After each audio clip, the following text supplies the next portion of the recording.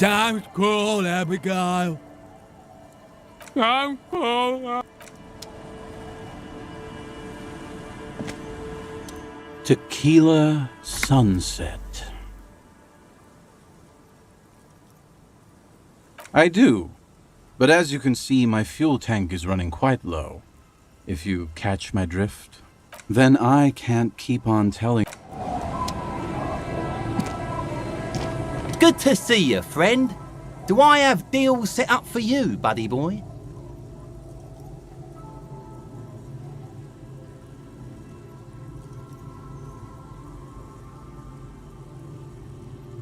So what do you want? I got smokes. They're cheap. Very cheap. I got Pilsner. Great deal. You won't get a better deal on that piss. Spirits I can let go for 300 real. I also have speed. And by speed, I mean amphetamine. Aye, by amphetamine I mean speed.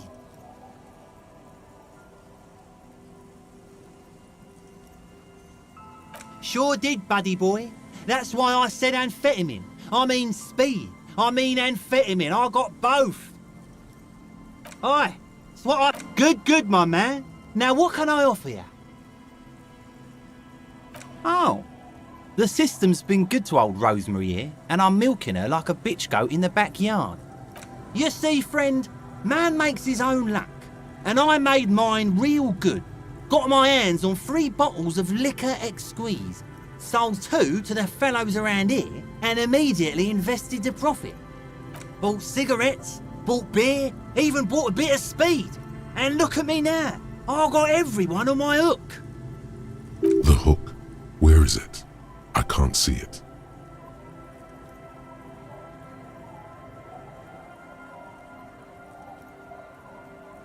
Of course. It is what it is, you know. What it's always been. People, buddy boy. It's the people. See, friend, it's real valuable. Worth every real, if you catch my drift. Got it from a bit of a business venture. You know, it's funny, actually. He's finding it difficult to focus his watery gaze. What? This guy.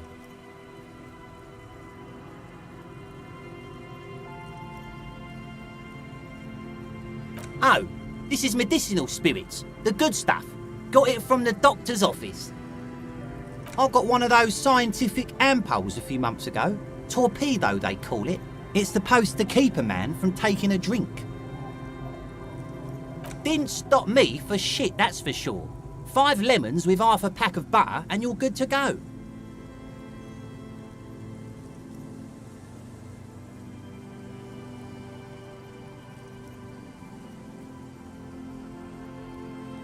It was. In a week, the goddamn kidneys started giving me all kinds of help. Finally, the missus took me to a private doctor's office. Not a charity, the real thing. Those arseholes charged me 4 real to remove the damn thing. But I came out on top after all. The idiots left me alone in there. Now, I used to teach high school biology. I know what doctors use to preserve dead thingies. Swipe 3 cans of this blue medicinal stuff from the back room. Threw the snakes out and voila! What's left is this beautiful blue stuff. 98.7% almost pure alcohol. 2 I already sold to these fine gentlemen here. But this last one is yours for 3 real, if you want it. Don't say it.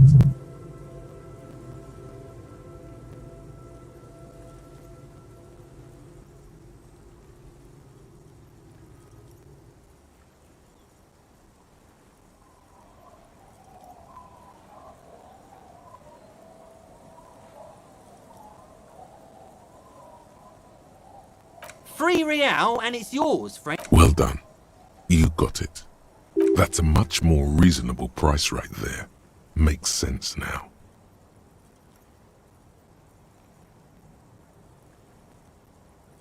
Just make sure to enjoy that one, friend. In the civilized world, it's a custom to tip the shopkeep, friend. But come back anyway.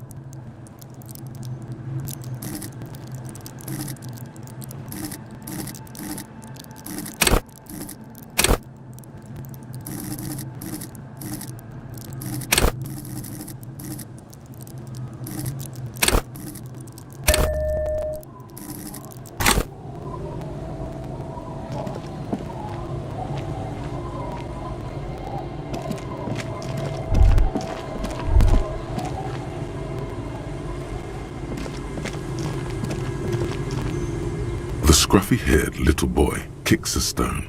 He watches his brother kick the stone with his tongue lolling out of his mouth.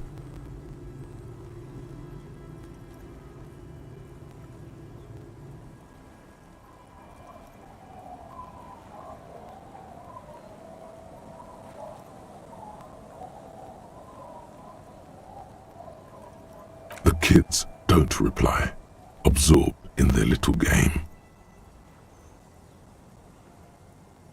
The stone-kicking one becomes frantic all of a sudden, as if that's something to be scared of. The obvious fact that you just stated. He looks just like me.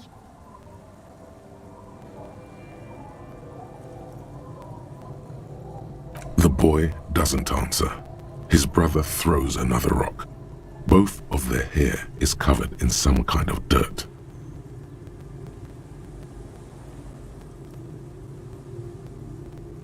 The rock kicker was just being shy, but now he... You're bad with kids.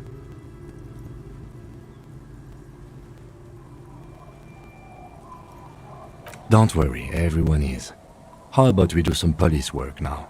We're not getting anything here.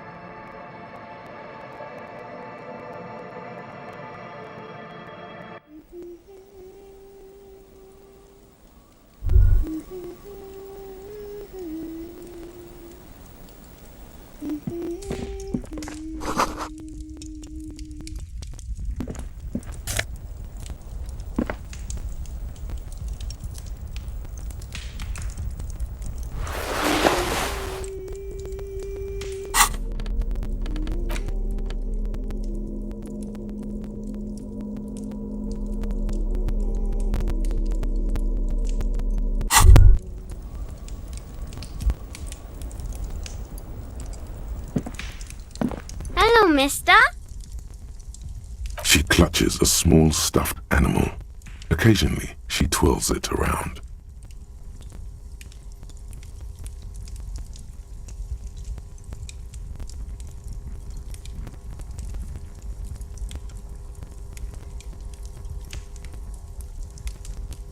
Oh, I had gloves. Very big ones. Heavy, too. Where did you get these gloves? Found them when Lemmy and I were playing hide and seek. In an empty house. Where no one lives. I think someone hid them there. She doesn't want you to think she stole them. I hid them. The twins were gonna take them. They're stupid. We're going to need those gloves. It's for important police business. Oh. They're in my sandcastle. Behind our house. Under sand. You can break the castle. It's not very good. My mom's outside. And I don't really know about my dad.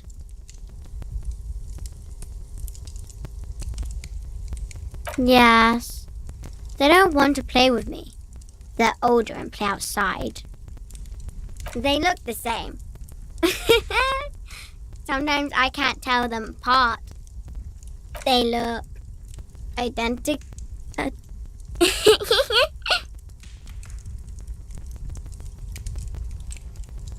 It's a grouse. You might be able to get on Gart's good side if you replace the broken skewer you almost certainly broke.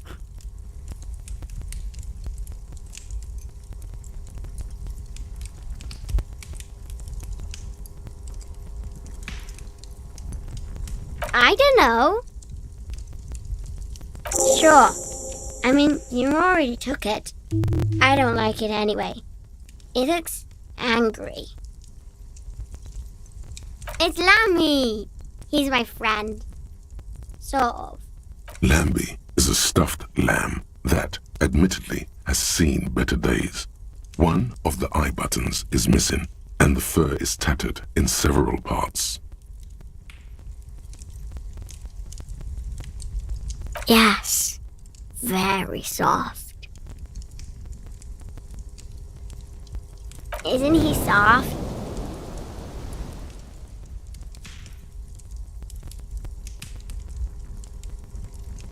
Bye!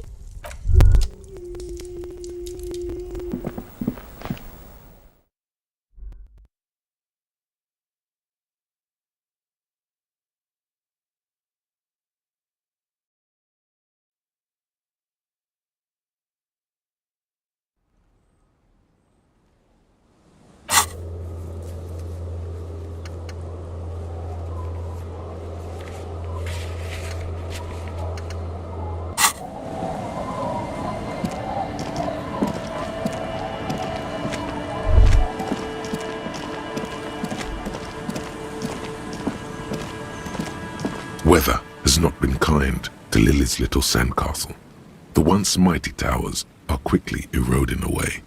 You can see something shining back to you from what must have been a vast underground catacomb network.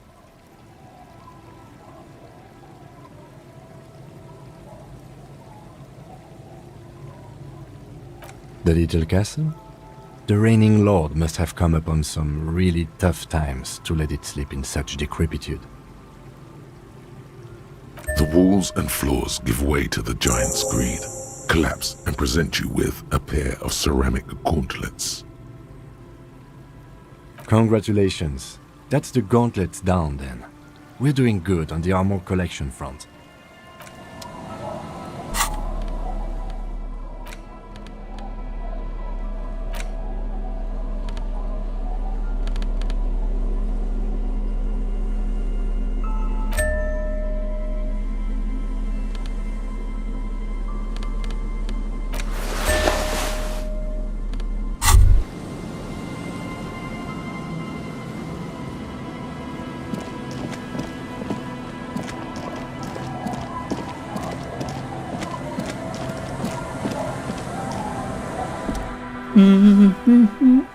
You're not sure about the melody, but it might be South Samaran, possibly Sigayan. Also, Welcome to the fishing village. Please lean in closer. I have cataracts. then how does she know you're here? I still have a golden ear. Come, come. Oh, welcome, police officer. We don't cause any trouble around here. And we don't want any trouble either. We are not here to cause any trouble, madame.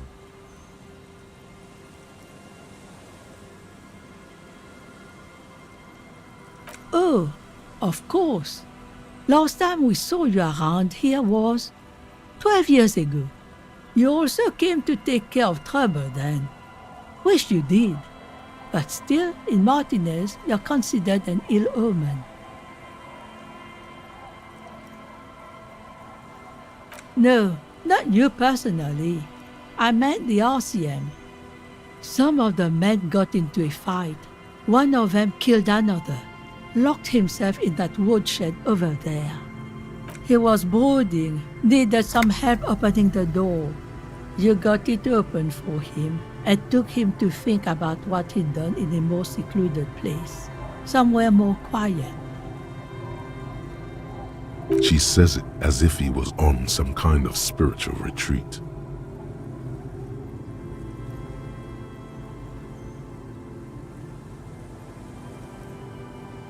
Oh, the usual. Dark tidings. Black hound. That's you, all right. A black hound licking your own heels.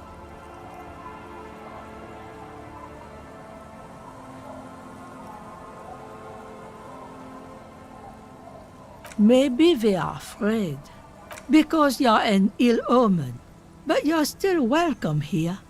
As long as men with guns aren't chasing you. And maybe even then. Because that's the kind of fishing village we've built. I'm sorry there's not a lot of room to park the motor carriage. And not a lot of houses. Or a lot of people. My kids are long gone. Searching for treasure. So, look at me ramble on. What brings you to us? Stay? Most people here are trying to leave. That said, if lodgings is what you're looking for, I've got a free room in the shack. I won't charge you for it. Take it as a gesture of goodwill from the village to the RCM.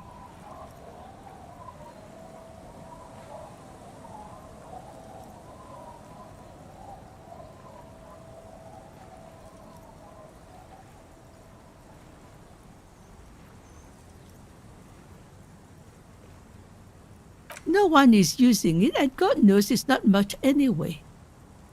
You can stay there. Oh, don't. It's your choice. No skin off my teeth. My kids grew up and left like they do. The house is long empty now. I live in the small side attachment. It's easier and cheaper to keep warm.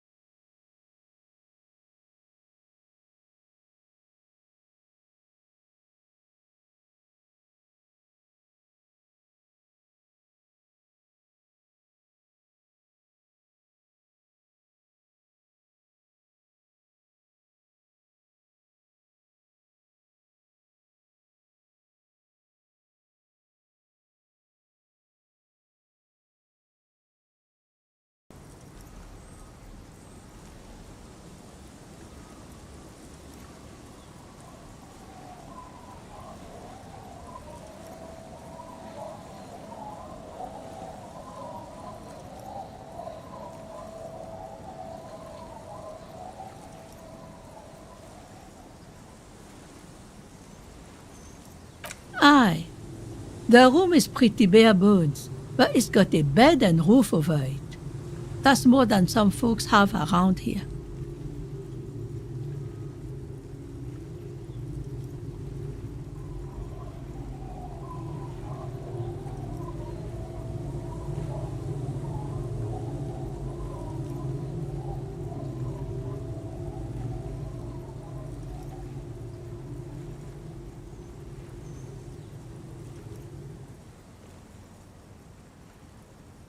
Any day now. I'm sure of it. Are you interested or not? Don't make an old woman regret opening her house to the... Well, if you are not in the hostel in the morning, I'll know where to find you. Here, in a shack. He's a little relieved you're no longer in that room.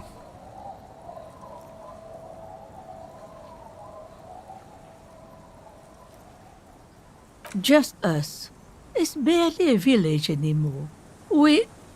This is pretty much a non-place. A gap, a blank spot on the map, just a cluster of nameless shacks on a nameless street. The place is so pornographically poor, it's not even funny.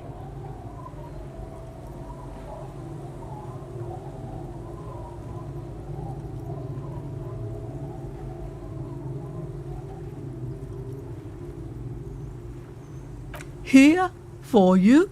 No, officer. The only money we have here is some coins the drunks tried hiding from their women and then forgot about. Over there, you can find more of the same. Shacks and trees growing wild. That's the pox. An old military hospital and its surroundings. Or it used to be, during the time of the suzerain. After the war, it was turned into a goodwill hospital for shell-shock veterans and folks looking for some quiet in the old sanatorium gardens. Now the area is crisscrossed with nameless streets and makeshift cinder block houses, shacks as far as the eye can see. The goodwill ran out. The staff left and the place was shut down. It's long gone by now. The lack of wealth is the one thing we've got in abundance. It's a cold, cynical smile. Riddles. Fits with the general ambiance here. Aye. Sometimes it's as though I'm also gotten lost inside this nameless nothing. Oh, it seems to be a common theme these days.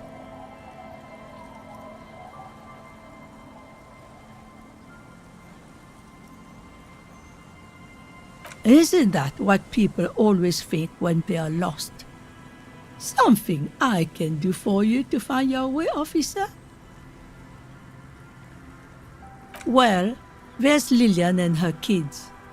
A few new folks live in the house to the east, but they are away right now. And then there's the drunks. Not a pretty sight, but there's little we can do about it. Home is home, even for them. I'm sure you did. Nature keeps them in rotation. A new face pops up every now and an old one disappears and is forgotten.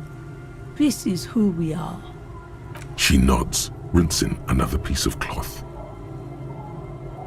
Not much.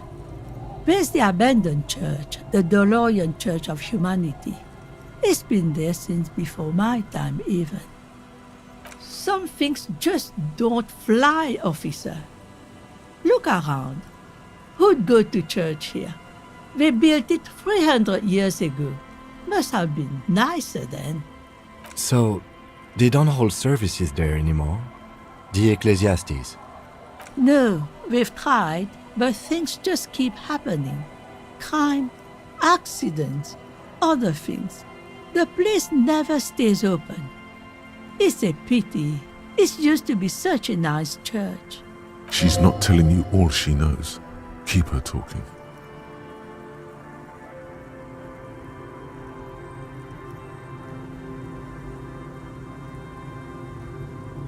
Before you get to the church, there's some ruins, an apartment complex, or some kind of electrical plant. Run-down bunch of houses, empty. I don't know exactly. A pre-war place. It used to be something. Before the war. I wasn't here then, you know. Was born in Samara. Of note, the old fish market up on the boardwalk. But it's closed. What?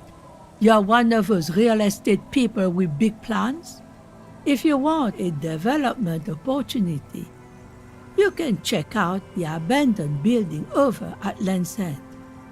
Used to be a supply depot, we think, sending goods and ammo across the bay. It's jammed shut though.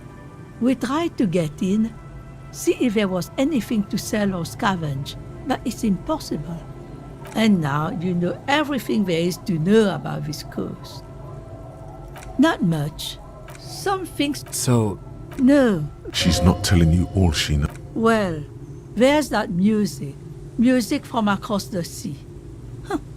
It started a few days ago, and now it's blasting, even through the night.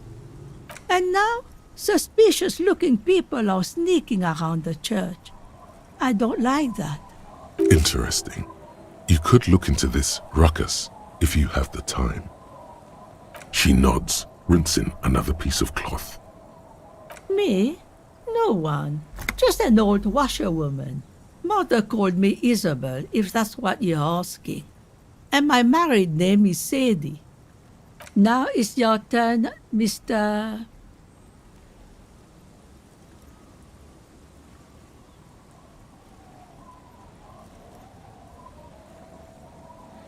Why would I do that? That's a fool's name. Are you a fool? Don't ridicule yourself before an old woman, officer. It's undignified. Me? Now it's your turn, Miss. Quite a handle you got there. So many titles. One of them double.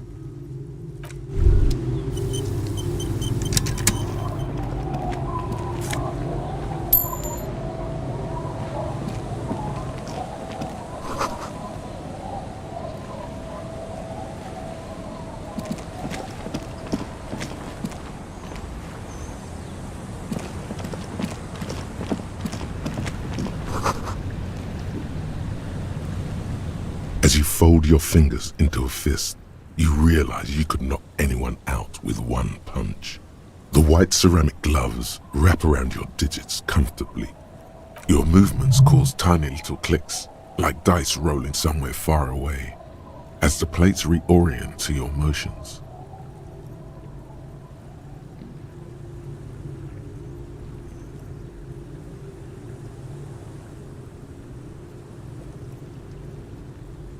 The hardened vitreous enamel, at once sleek and light, adds a glow to your cheeks and a spring to your step.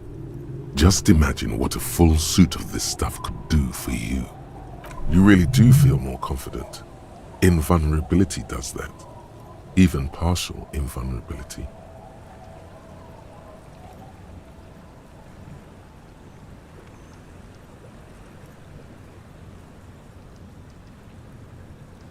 Remember, this is a highly specialized kinetic redistributor meant to stop bullets. Wear it. Observe its properties. See if there's a weakness in the design. For the day you have to fight someone covered in the same material.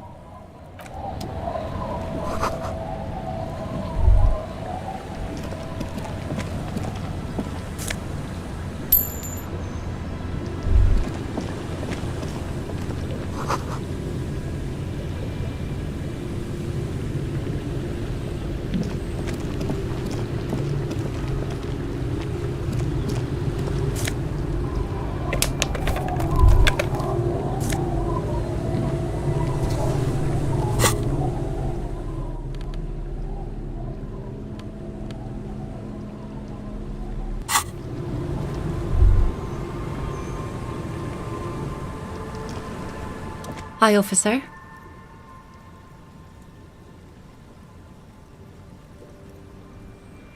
Anything I can help you with?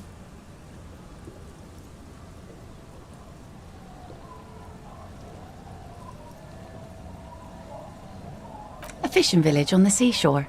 This place doesn't really have a name. It's sometimes called Elysium. The sign on the street leading here is illegible. Has been since they built this place.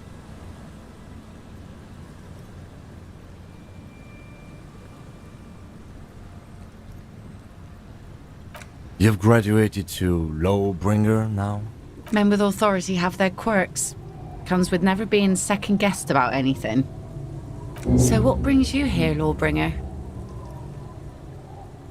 The name is Lillian. People call me Netpicker.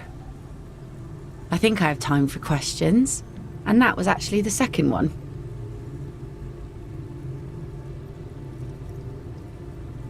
Indeed, you're always confused as to your whereabouts.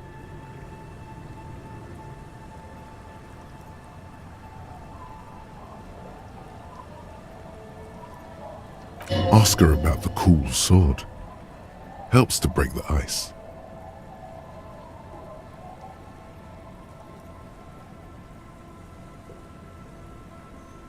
Unfortunately, the factory sold this one with a 3-year warranty instead of story.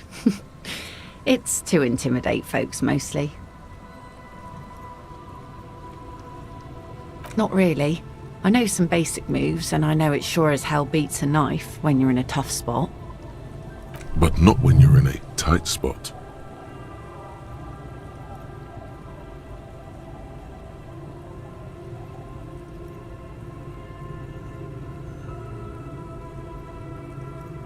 Guns are expensive and fragile, I think. Besides, I got kids, can't have guns around them, and sometimes a sharp blade is enough to keep folks at bay. From time to time, people need a lesson in respect. That's just the way it is. Back in the day, I caught the eyes of many men. And believe me, men need a lesson in manners from time to time.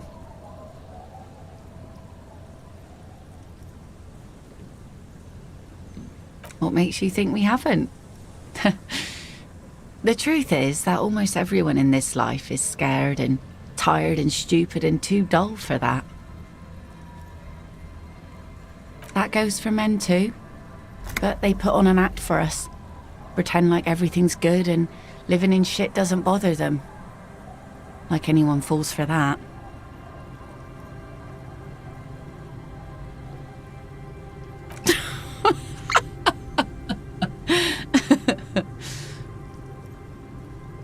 Sure.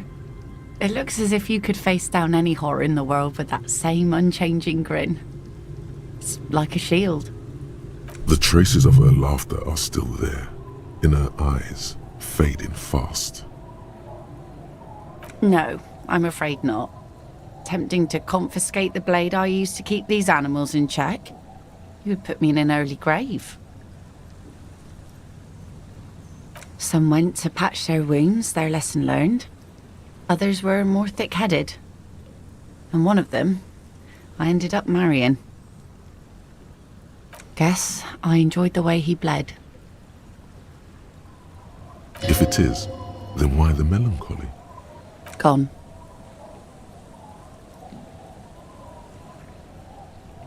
To the waves. The sea took him. It was a long time ago.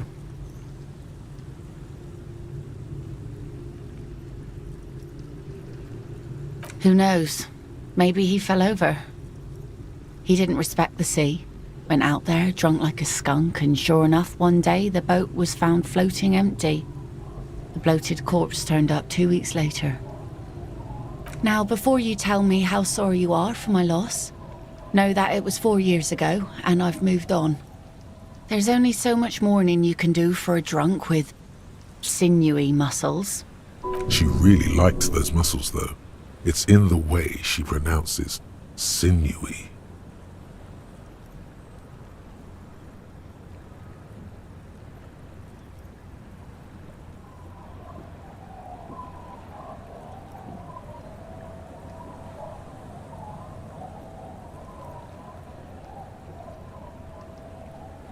Us working folk don't have the luxury to be bedsick with melancholy.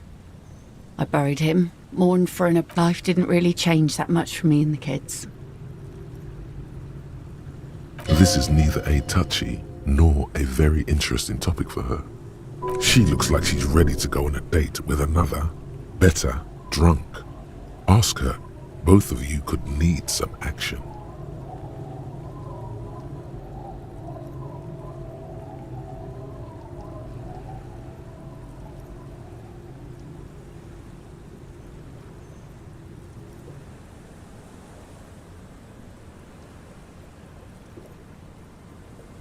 Like I said, fish mostly. Sail the waves, take care of the kids, pick nets. Right now I'm tarring a little skiff.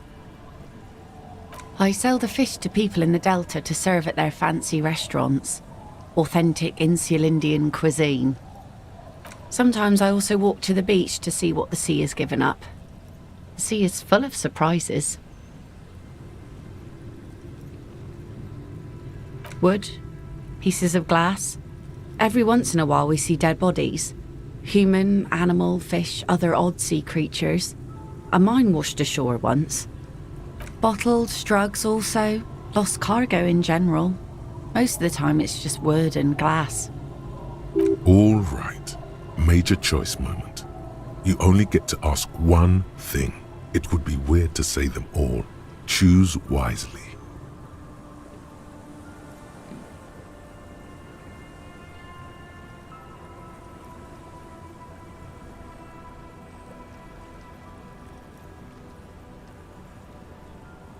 Well, the RCM has to wait for another one, because some army folks came by, took it in the middle of the bay and blew it up.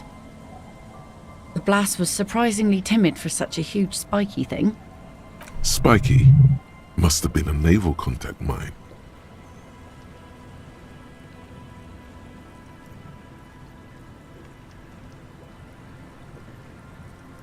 Sure is. The Sun, I call her, coated with a fresh layer of tar just yesterday.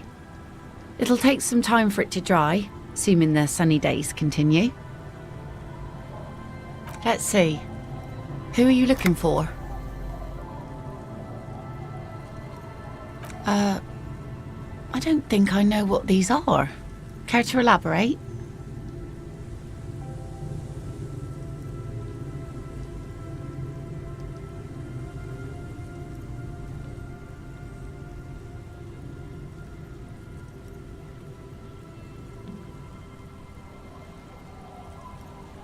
Aha! Like snowmen. Two odd guys have been wandering around here, nose in sand, talking nonsense about snowmen and the like. Right. Not only snowmen, also green men, monkey men burning rhinos. You get the picture. Oh, you're getting it. And it is gorgeous. Don't really know. Further down the peninsula, I guess. I mean, that's where they were heading. Who else are you looking for besides snowmen? Well, how can I assist you then, officer?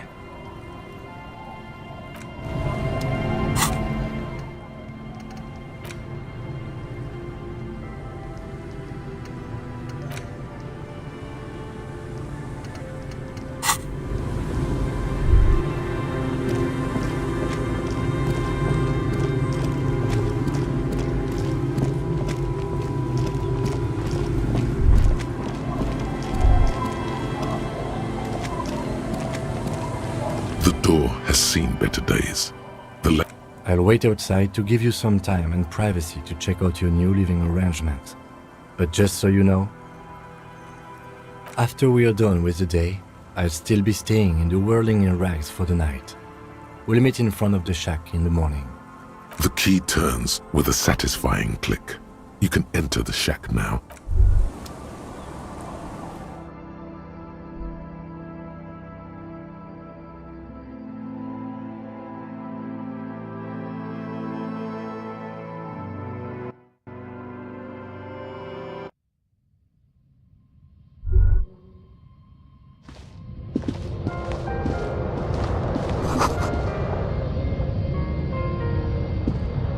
On the table, you see a bowl of water, a rough soap, and next to it, a small hand mirror.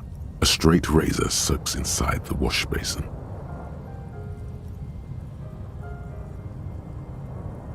The water reflects back a vague image of your face.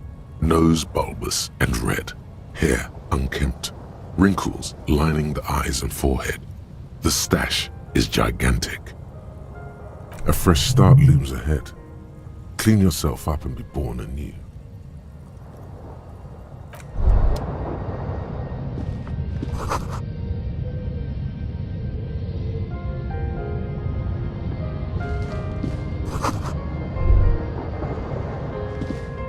An old mirror hangs on the wall.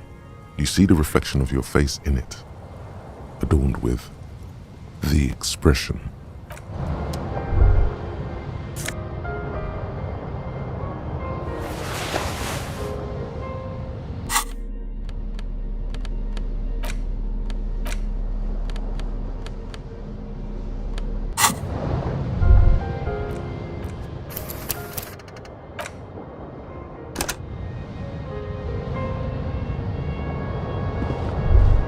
On the table, you see a bowl of water, a rough soap. Your hand trembles as you scratch your cheek. Oh no, that's not how a grown man shaves. Stop, for crying out loud. You're gonna cut your own throat. Your hand refuses to move another millimeter.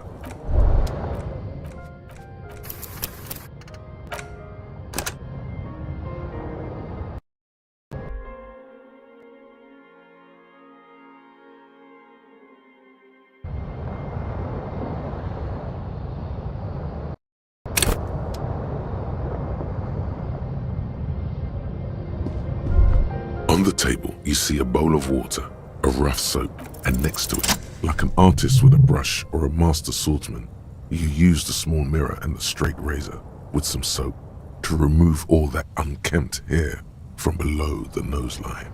The sharp blade chafes against your skin, producing a scratching sound. The surface underneath the beard feels tender, the air brushing against it chilly. They feel so smooth, surprisingly so. A feeling of freshness overcomes you, as if you just came from a cold bath. The water reflects back a vague image of your clean-shaven face. Despite the bulbous nose, unkempt hair, and persistent swelling, you look a little younger, maybe. You almost look like a professional.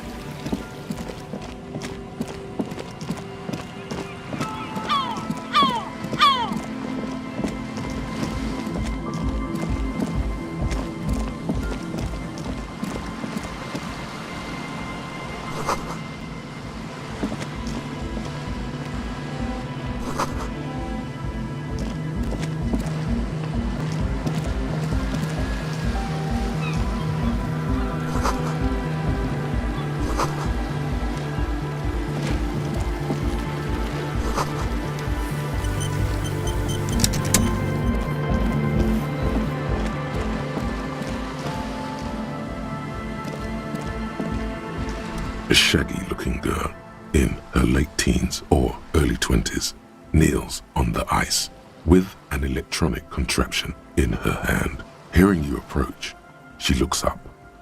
Oh, hello there. It's cold out here, but she's not wearing a hat. She must be freezing. Everyone knows drugs make you invulnerable to cold. You bet this one likes to party. Huh? Maybe she didn't hear you. A little louder. So should you.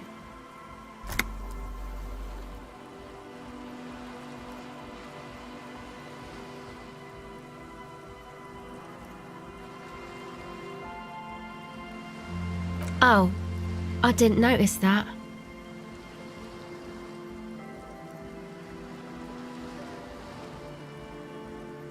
Yeah, well... Look, man, fuck the hat. What did she just say? That's not how a civilian is supposed to address an officer of the law. I'm sorry I said fuck the hat. I was concentrating on something else. My whole family swears and it rubbed off on me. A cell. Her hair is dyed blonde, with dark roots showing. There's a coarseness to her features, some masculinity below that timidness. Why? Okay, it's Burger. A very common name. You have little reason to doubt that's her real name. But she's not all that surprised by this cop show questioning, is she?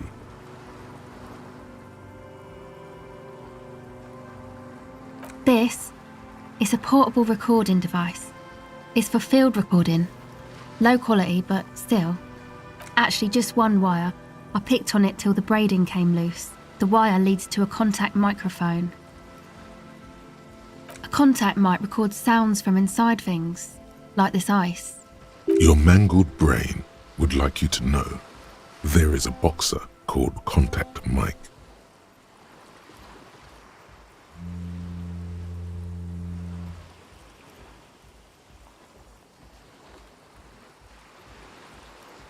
No. You're welcome.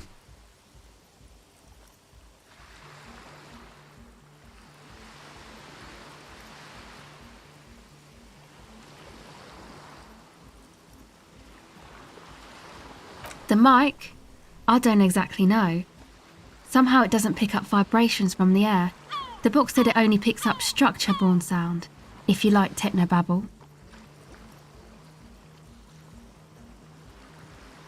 Same place I got the recorder from, the Elysium. Oh man, you haven't been to the Elysium? It's the coolest place in this whole drug-addled shithole. It's a music club and a synthesizer workshop on Boogie Street in Jamrock. Musicians live there, like real musicians. I once saw Arno van Eyck. Thinking about it really cheers her up. It's a long way from here, though. Oh yeah, guess you wouldn't know Van Eyck, or really be a Elysium going kind of person.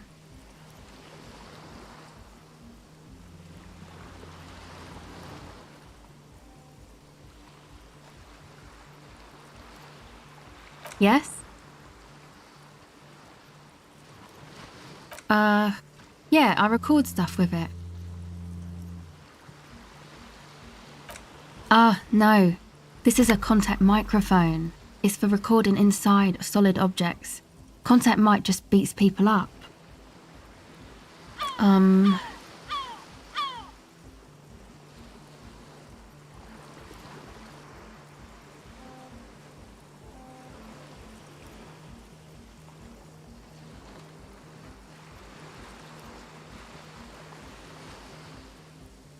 Yes?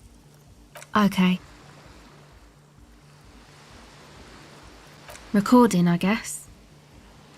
I think I'm recording cracks in the ice, but there's no way to tell. Not without headphones. I think I just recorded your footsteps too. Not sure how that'll sound. My boyfriend sold them. I don't know, man. Things. Just stuff you need for life. Everything checks out, sire.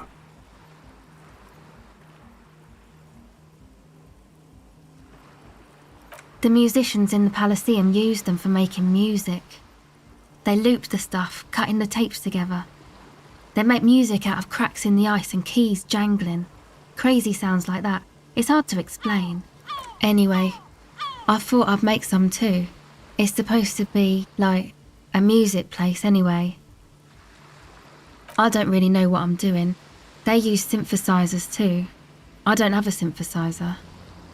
She looks at the recording device, the thing she thought would fill her hours with joy and escape. It's turning out to be an empty fantasy. She feels childish, very useless all of a sudden.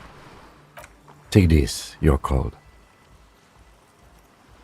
No, man, fuck that, I'm cool. I'm sorry I said that. I'm sorry about the fuck. It's okay.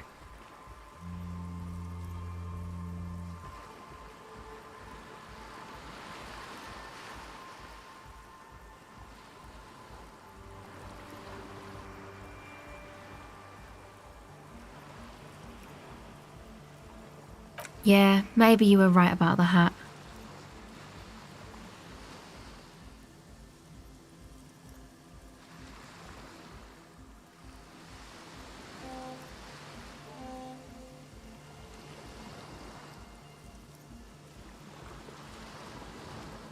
That?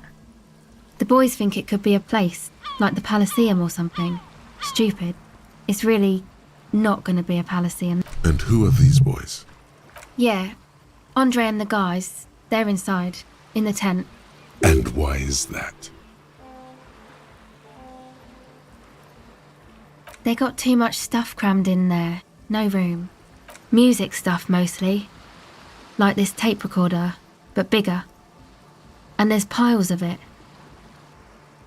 That stuff is more expensive than I am. More expensive than any of us, really. Does it? Go ahead. Okay, bye.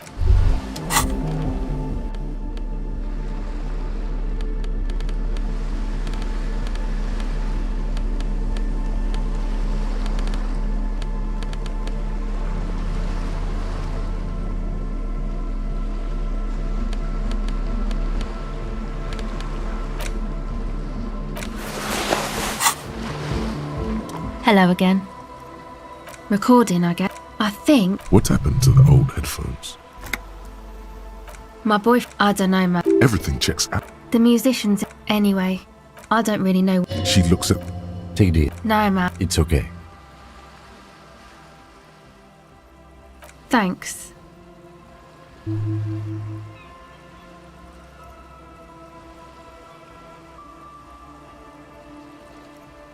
That?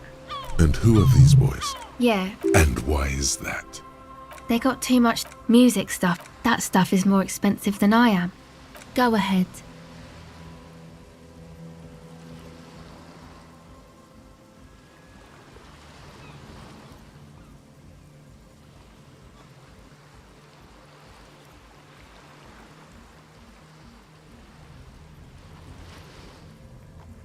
It's supposed to become like a club for anodic dance music, like that new style of synthesizer stuff they play at the Palaceum. Except that, yeah.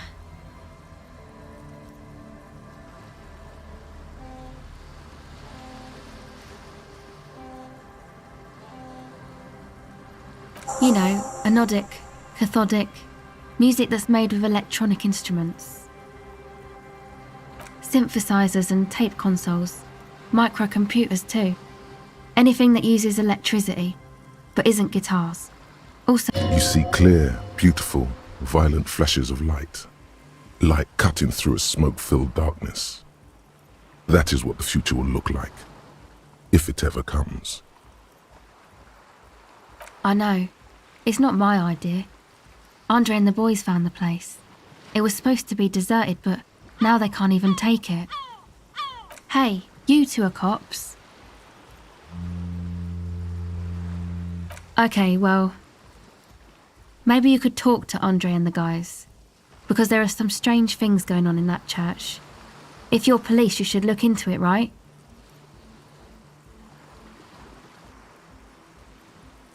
They're inside that thing there. Would be cool if you did. Was there something else? Go ahead. Well, it's just questioning, right? You're just questioning me. It's what cops do.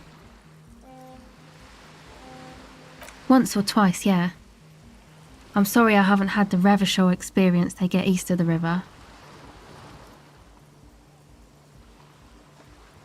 Rich people. Rich people are east of the river.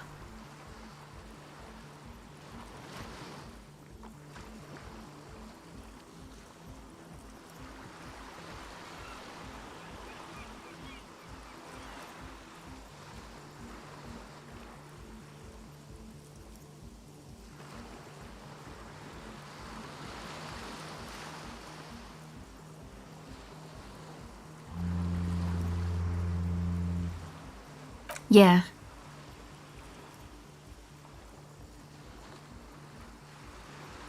The usual. I had a shitty run as a teenager. You know, drinking, getting into fights. The ugly stuff that happens when you move out your parents' place at 13. In Forburg. Interesting term. Time to glean some knowledge. Is this a rhetorical question? Faubourg, not in Faubourg, is a massive banlieue south of Jamrock Quarter. It is the largest ghetto in Revachol, possibly the world.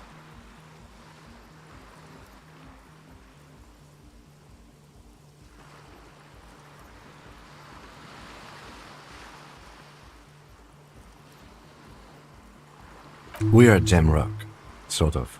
Martinez is called North Jamrock sometimes. Jamrock is also a ghetto, only smaller than Faubourg. My dad was a drunk. Plus, I guess, I just wanted to drink too, you know. Get my party on.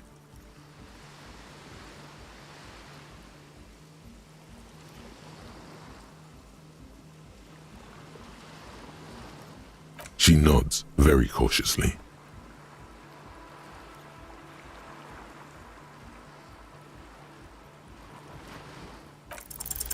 The device is cold to the touch.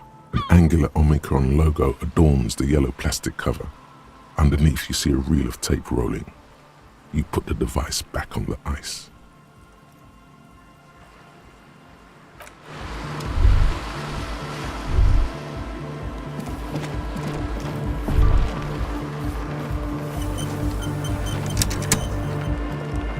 The tent is just tarpaulin fabric covering a pile of stuff.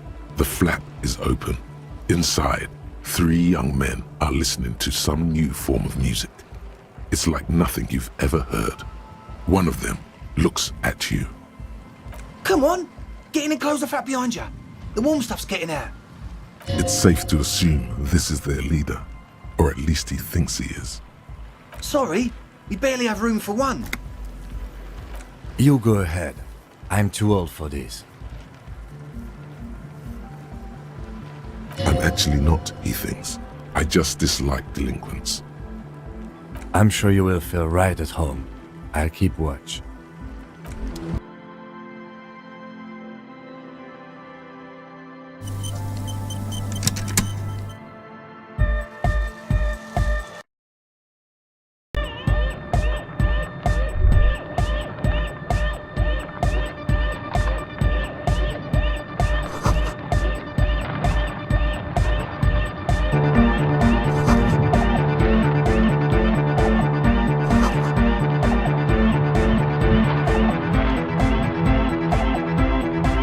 You see a youngish man bleaching the tips of his hair with a toothbrush. He puts the toothbrush down and... Hello, I'm Andre.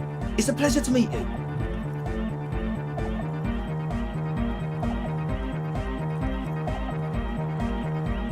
His grip is strong, sweaty and warm. He's trying to project and inspire confidence.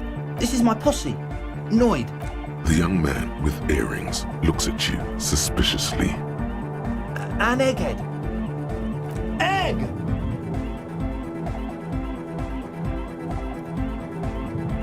Together with a settled burger, who's out there right now, doing some seriously progressive sonic experimentation, we like to think of ourselves as music venue organisers. We have many in the pipeline, officer. You see, we've been all over Jamrock North, prospecting for real estate to establish a new venue in. Also for talent. Yeah, thank you, Egghead. And while there is no shortage of raw, unfettered talent spinning tapes in Jamrock, we've had rotten luck with the real estate part. Place is a shithole. I apologise for my friend Noid's potty mouth. I realise this is not how you speak to a police officer. He has authority issues.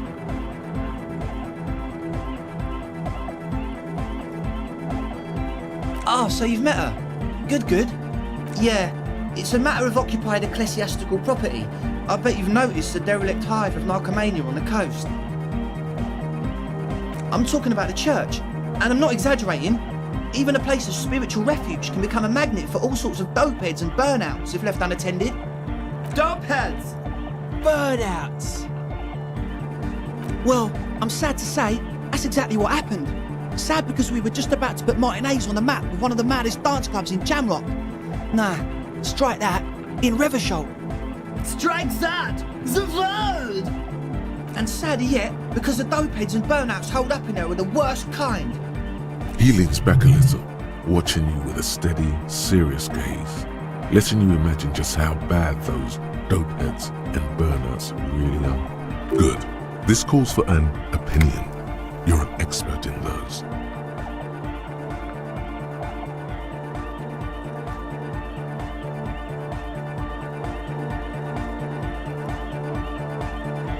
The spooky kind. I was hoping you would be the judge of that, officer. All I can say is, their spookiness is the kind that keeps us from restoring this church into a community centre and a place of spiritual refuge. Also, they don't eat or clean the building. Shit's gonna collapse. People just wanna spin tapes without them spooking it up. Place has bad signs. No one can dance like that. Thank you, Egghead. So you're gonna look into it, right? It should be a police matter. Getting them out. Whatever spooky stuff they're doing, I'm sure it's not what the Ecclesiastes meant their property for.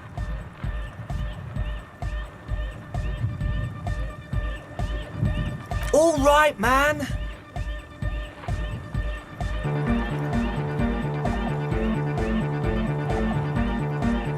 I asked Noid to install a measure against more drifters wandering in. A padlock. It's a temporary fix, just something to contain the situation. I had to do it in an hurry. Not my best work, but it should hold for a while. Of course. Noid, give the officer the key. Only if he promises to look into the spookers in the church. Officer, I apologise. Noid doesn't always understand the joy of giving for the sake of giving. I think it may have... Damn it. Take it. Don't you just want to see what's in there? Well, if you ever decide to change your mind, then we're here. Just ask me about the door again. Not long, like a week maybe?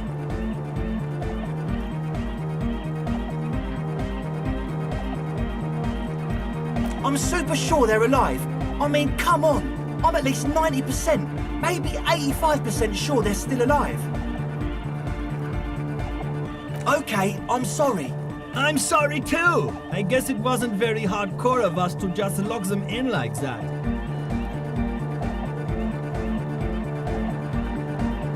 Sure, man.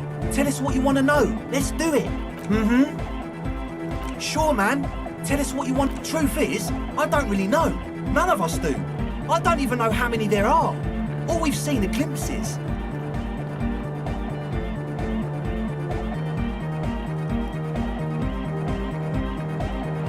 Well, there's also the machinery. This machinery is of the deeply mystical variety. When I first scouted the place, back in February, it was abandoned, empty. Took some time getting the crew together. So about 2 weeks ago, we came here hoping to set the stuff up. Suddenly, there are all these strange machines lying around in there. One of them has wires running into bowls of water. Wires. into water. Never seen anything like it. Andre, tell him about the feeling. Oh, and it felt like there was something in there with us, watching us from the dark. No, the other one. Which other one? I'm not as in tune with my emotions as you are, Egg. Felt like silence. Awful silence. Not exactly. We've just seen someone who we think is a woman go in and out of the church a couple of times, and we felt someone or something eyeing us inside. But that's kinda it.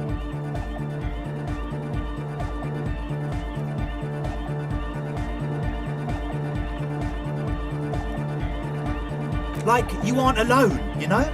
It wasn't quite human, if you know what I mean. It was this dark shape climbing upside down along the ceiling, like some kind of crab man. Yeah, you know, the way it was climbing up and around the ceiling, like a crab. It was stalking a cell, exhibiting ambush behaviour.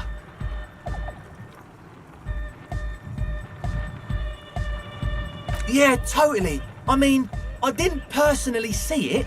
Estelle was alone that time, but I believe her. If she comes out running and says there's a crab in there, there's a crab in there. So he hasn't even been in there lately. Is he afraid? You should ask her about it, but be nice. Don't tell her you don't believe in the crab. There probably is no crab man. Don't let them draw you in with this nonsense. You should talk to Noid about that. I just got a distinct burnout and dopehead sign from them. Probably jacked up to some snuff station too. Probably, very likely. With a small surge of PEA, alertness fills you, as if to say, this is a dark corner. Look behind it.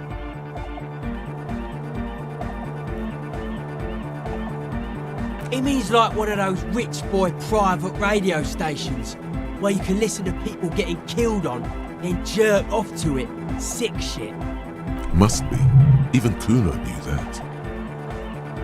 Not that we would know anything about that. Noid just likes to relay stuff. We're getting derailed here. In short, you can tell to Noid about the machines. He'll tell you more.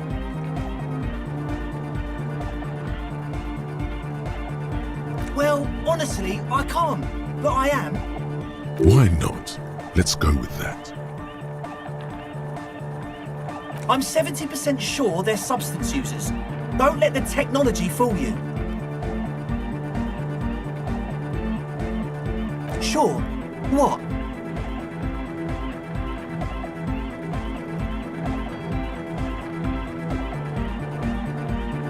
Oh yeah, that's a meteor and name for the founding party. Thought it'd be cool to use it.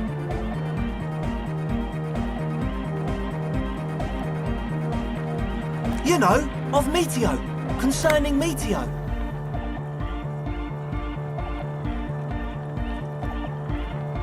Meteo, a country, on Muindi, on the Muindi Isla.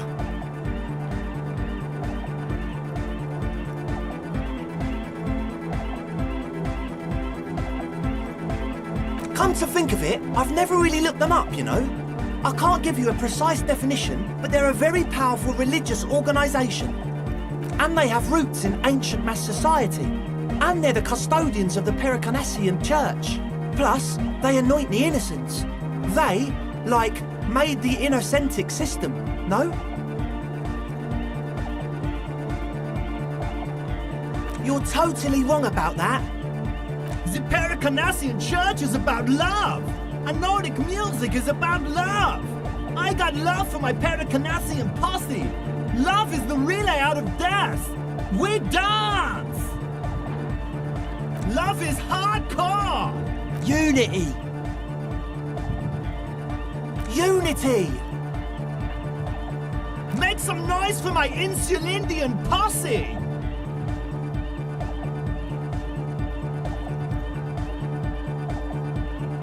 You feel it.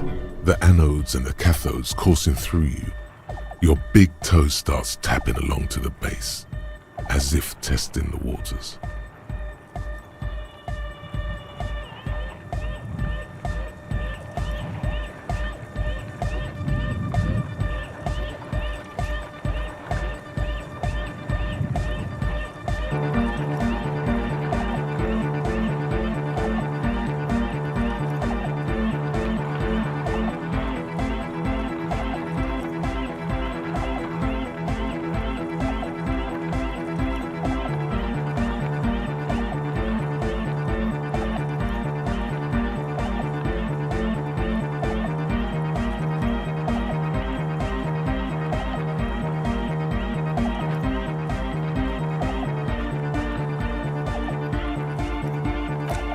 feels good.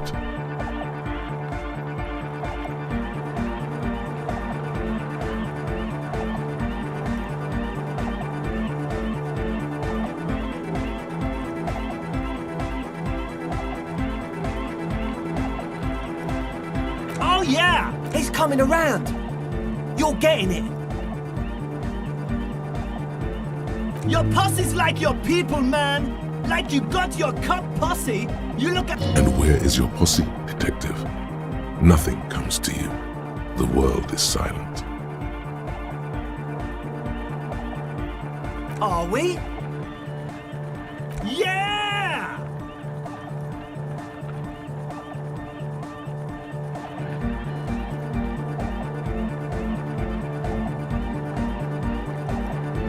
That's pretty downbeat. I think I speak for all of us when I say we expected the law to be more open to the idea of love, unity, and the Pericarnassian posse. Yeah, I guess it is. So, you got more questions? The one with the large head is still looking at you, nodding his head, waiting for your body to start moving. His Yes. What?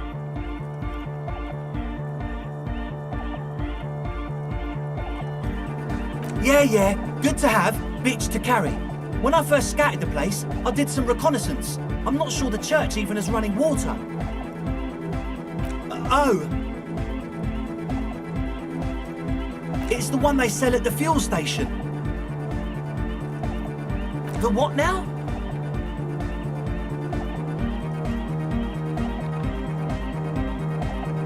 Oh, the old Ultra. I have a major sinus infection, stuffy nose. We all do. Shit's all blasted up. Winter, can't even breathe. Yes, that's all Nosafed's doing. Without the Noser, I'd be drowning in shit right now. Nosafed is the shit.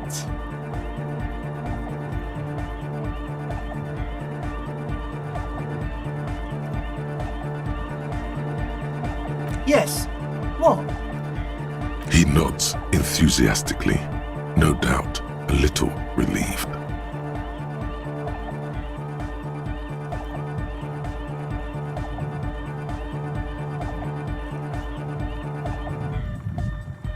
You can always come ask.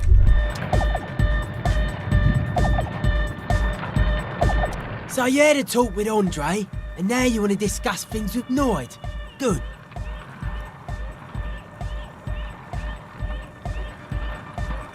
It's good you talked to Andre first. Gave me time to get a reading on your sign. Can't really talk to people before you get a reading.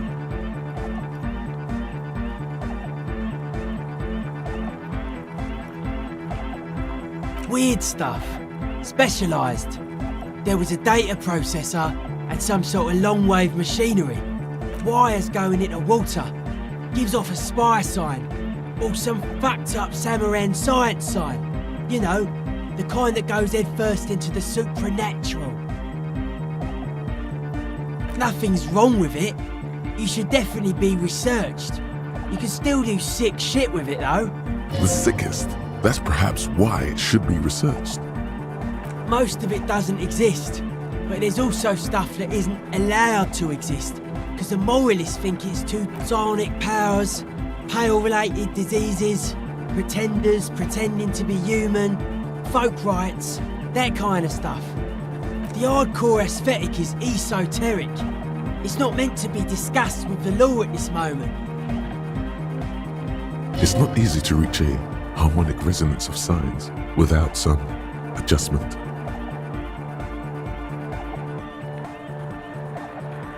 Yes, further sign matching would do good for us. One way to achieve this would be by getting us into the church.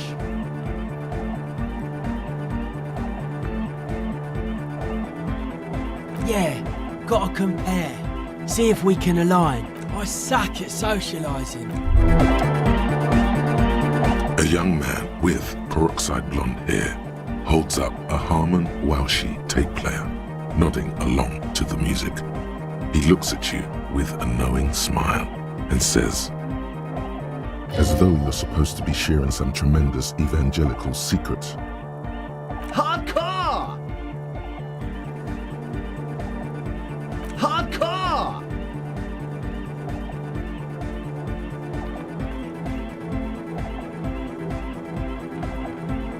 Hardcore to the mega! Internally coherent!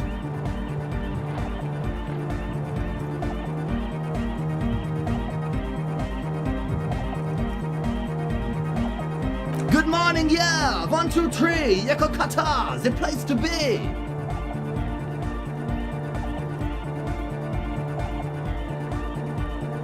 It's the message, so listen and you will see. No illusion, the spirit is what you feel. Could there have been a right way out of this garden of forking paths? The young men. This is hardcore. It's hardcore!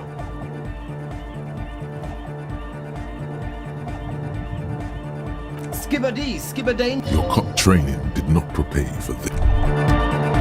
Back to the heavyweight jam. Hardcore! Hardcore! Hardcore to the mega. Internally coherent. Encore! All right! Yeah! He furrows his brow as his very large head traces the sublime invisible movement of the music in the very real air of the stuffy tent. Hardcore! Ah! Is it though?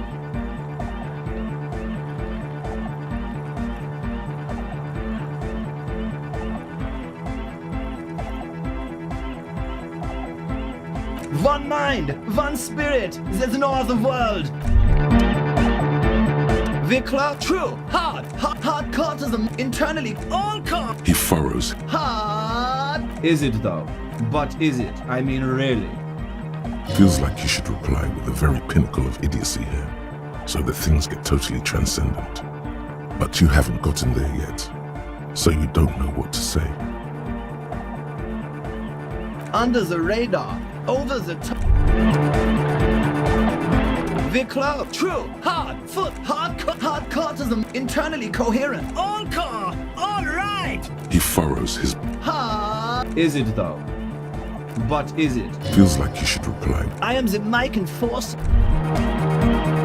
Vikla, true, hard, full, car, hardcore. Yeah!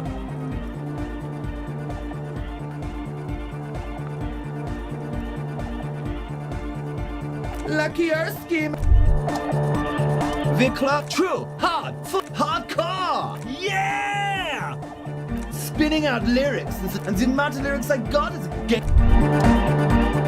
Vikla, true, hard, full, hardcore. Hardcore to the mega. Here comes the night. Vikla, true, hardcore. Hardcore to the internally coherent. Encore! All right! Yeah! Gotta get the people going. I'm the party boy. It's my job. 2 on a track. Watch your back. Vikla, true, hardcore to them, internally coherent. Encore! All right! Gotta get the people going. I'm the party boy. It's my job. Hardcore party 25. Vikla, true, hardcore to them, internally coherent. Encore! All right! Gotta get the people going. Yeah, request. Vikla, it's hardcore. Skibbity. Your cop training did not prepare. Vikla, true, hardcore to them, internally coherent. Encore! All right! He furrows his brow. Hardcore! Ah! The question is, what is the question?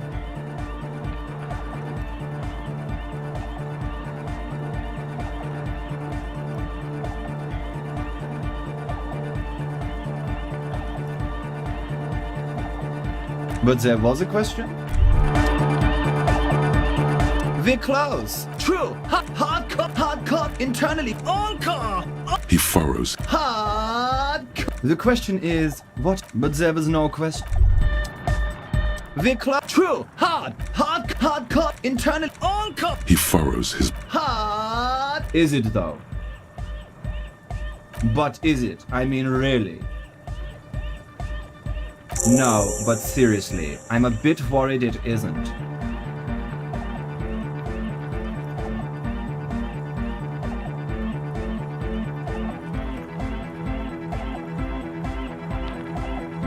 Don't be alarmed. Everything is okay. He isn't actually worried. Everything is still super hardcore. What he probably means is, it could be even more so.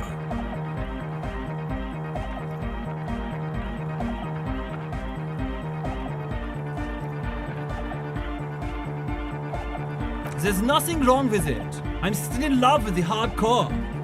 Sometimes I just feel like anodic music is in its infancy, you know? For example, take this Arno van Eyck jam I've been pumping for the last months and will continue pumping for the rest of 51. Isn't something holding it back from being hyper? It's like it's only ultra. I think it's super hardcore, but you're right. It's not hyper hardcore. If anything, it sounds a bit proto, like it's not fully formed yet. You might be a moribund alcoholic and a failed cop, but you are pretty certain a thing cannot be both proto and hardcore. Wow! Culture cop!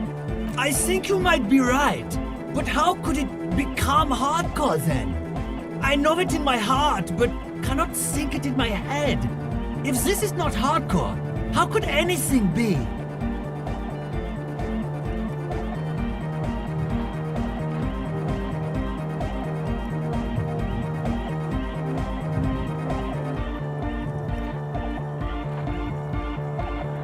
No! This is the answer!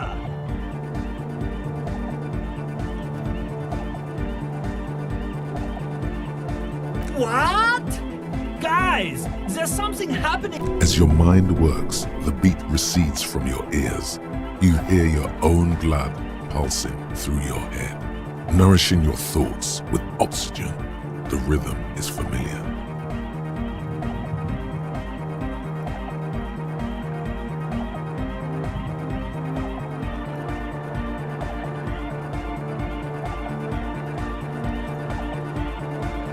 The abstract shapes swelling in the foreground have done so in vain. This is a core matter, the answer, in the double kick that moves the milliliters through your mind. The dark thud is the source of all rhythm, the inspiration behind mathematics. The hardcore. Oh yeah! He's doing it! But you're not. This is almost certainly a matter that surpasses the limits of reason. I know! So does mine! But there's something else that hasn't failed you.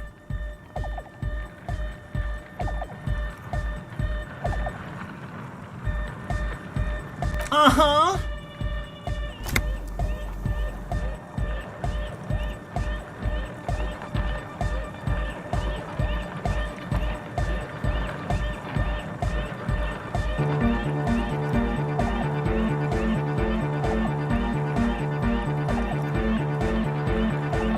Oh!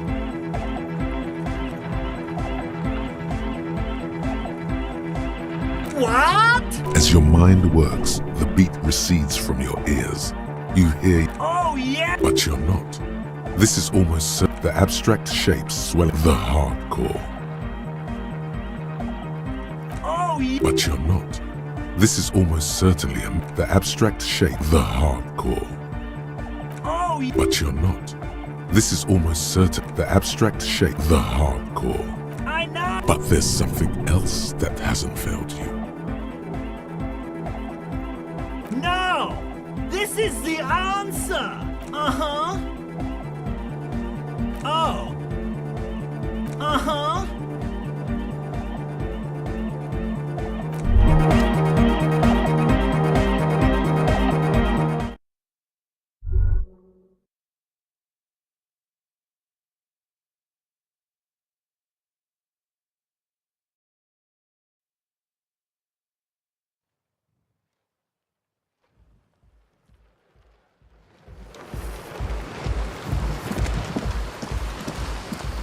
The shaggy-haired girl kneels on the seat up. So you talked to my associates, right? Are you going to help us? With the church, I mean. Take your time, I guess. We don't have anywhere else to go anyway.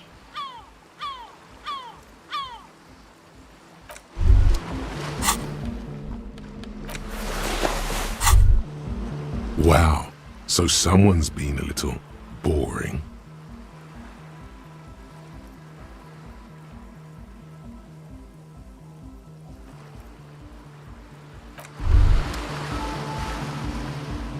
Hello again. Oh, that. You're not going to believe me. There's no point in me telling you. She's less prone to blurt it out, crab man, than the others. Okay.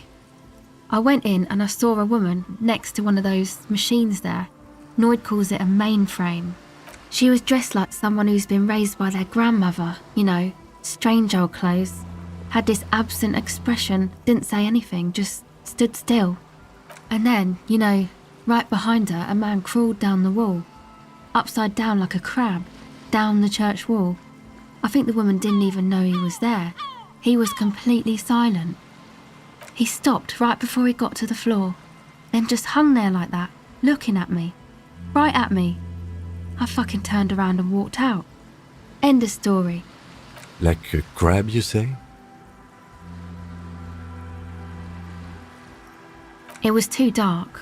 I couldn't tell exactly. Come on, she obviously could. She already went into detail. He looked like a banger, okay? He was all muscular and stuff. Had a mesh tank top. I know it sounds ridiculous, but that only made it scarier in a way. A crab and a banger? Yes, a banger. As in a mess gang member. I know what it sounds like, but that's what I saw.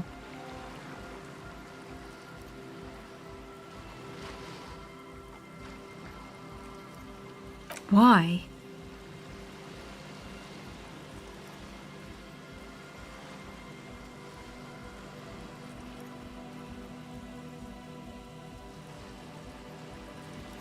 I guess so. Anyway, what else?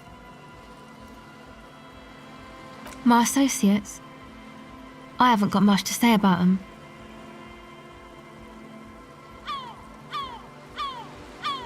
Sorry.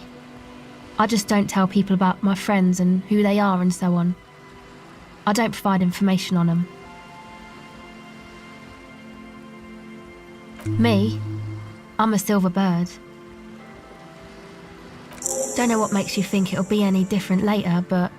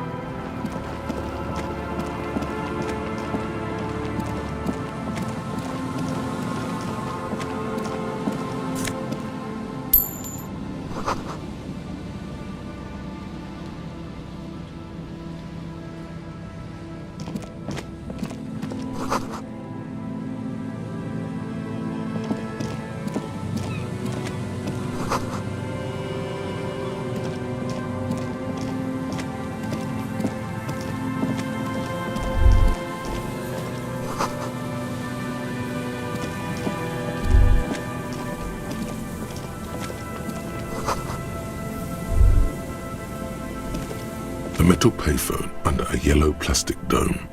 You could use it to call someone, unless you're out of change.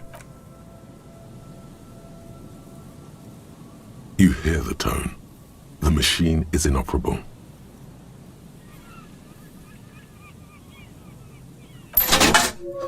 Calling. Still calling. This feels wrong. Should you be doing this? End of tone. Someone picks up. Pierre, is that you, Pierre?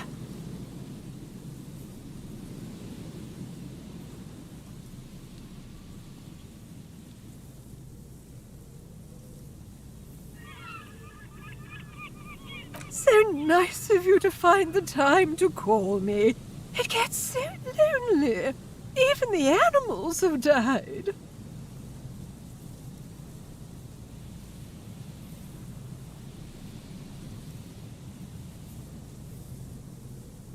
Are you sure you're here? Her voice is drowned in white noise. Sounds, you get a sinking feeling. It makes you look if Lieutenant Kitsuragi overheard you, to your relief.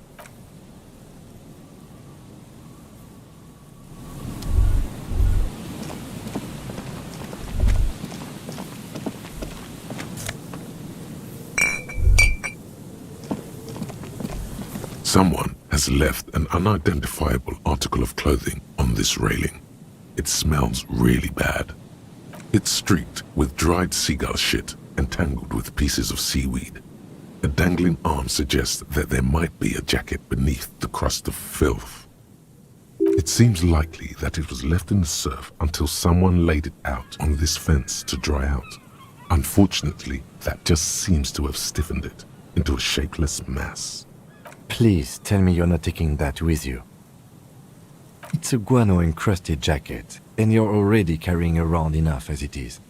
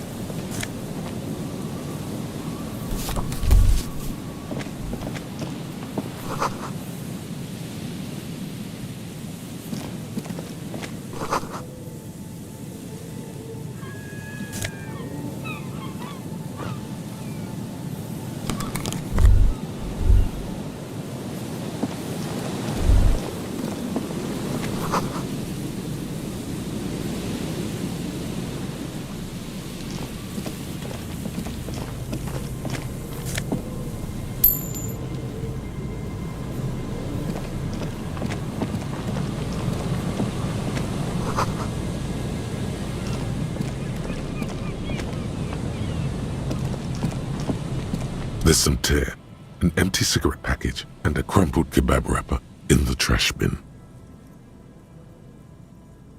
2 empty bottles of Tallulah vodka and a can of... No, there's more in there. Livis strawberry liquor, plus some Pilsner bottles too. Better not pick them up. They seem unhygienic. A tragedy. He shakes his head with genuine sadness. Whoever tossed it here was a heavy smoker. The brand name reads Red Astra.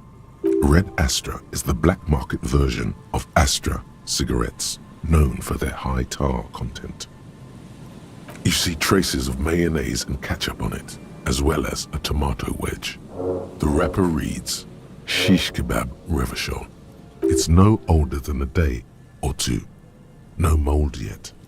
It's hard to concentrate in the smell. The sea air brings some relief.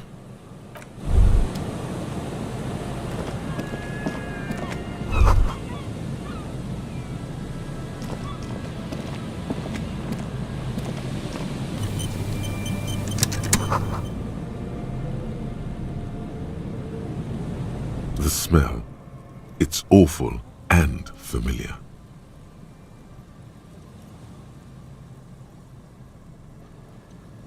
Don't you recognize it? That hideous pungency, that faintly cloying... Something cold wakes in the pit of your stomach. It is death. It must be.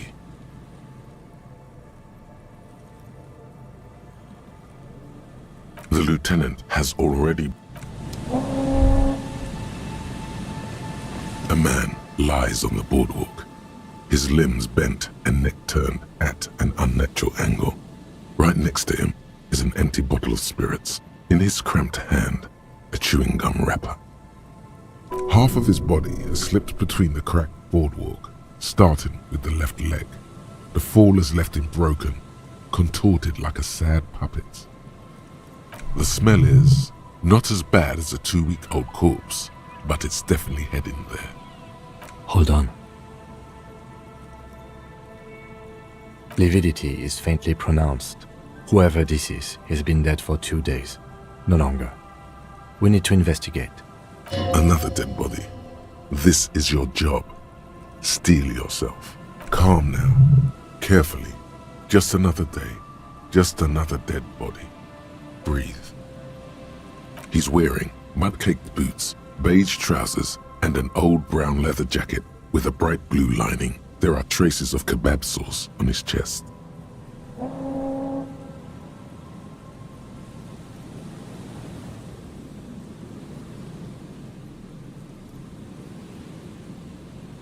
The leather jacket suits him well.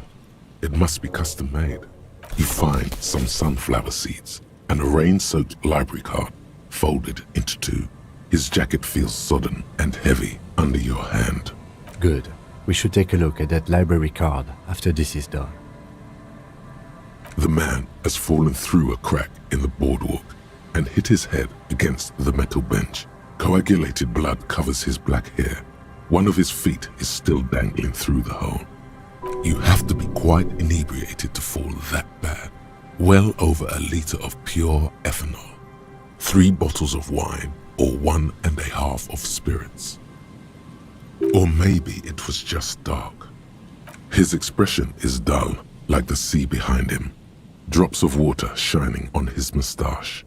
His eyes, empty and wide, look frightening in their frozen gaze. Height, 170 to 175 centimeters. Curly hair, stout build. Age, approximately 50 to 60 years. He was confused when he died. Confused and alone, most likely. Overcome with the awful surprise of it all. There's some dried blood on the metal bench, right where the corpse's head rests. The floorboards are rotten and slippery wet around the hole. An empty bottle lies nearby. A chewing gum wrapper is clutched in his fist. A dried chunk of blood covers the hair at the back of his head. An open wound. It's sticky and cold to your touch. I don't see any other major wounds, do you?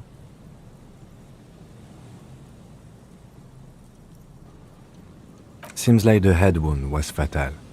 It's exactly the shape of the bench. They screech under your feet ominously. It's hard to say whether the dead man's weight was the cause of the boardwalk to break. It definitely looks fragile. You see waves churning below. Something cracks beneath your feet. He could have easily disappeared into the sea through that hole, and you would have never found him. A .75 liter Tallulah vodka with its cap missing. There's hardly anything left inside.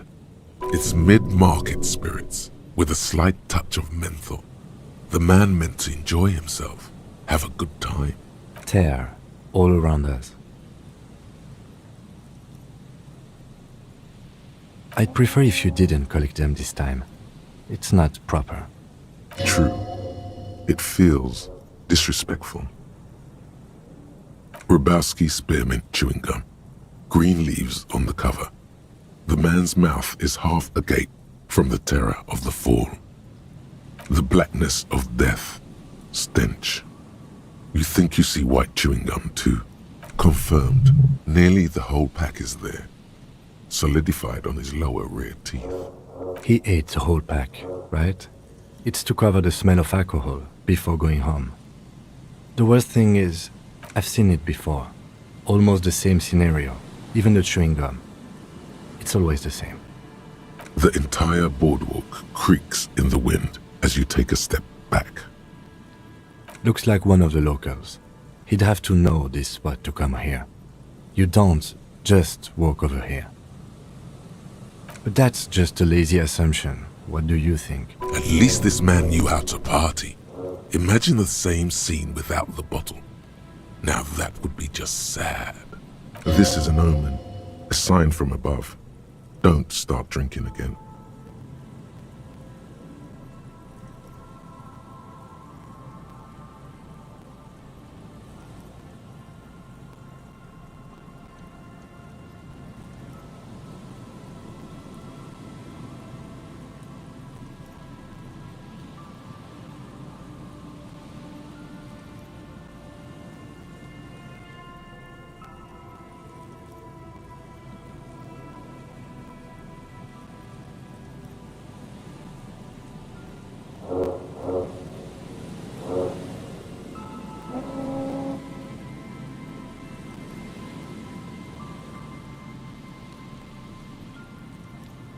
Well, at least you're not married.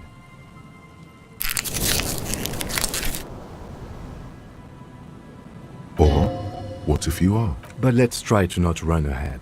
For now, all we know is that he's an unidentified middle-aged man found dead on the Martinez boardwalk. Looks like one of... But that's... At least this is an omen. We do know that he was married. But you're right. Let's not run ahead. For now, all we know is that he's an unidentified middle-aged man found dead by misadventure.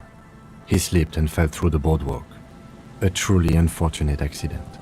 If it wouldn't have been for that bench, he'd be alive.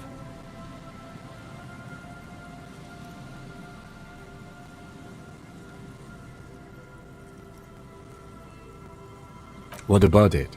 The deceased ate some kebab. It's probably from a nearby place, maybe in the box. Sometimes a kebab is just a kebab.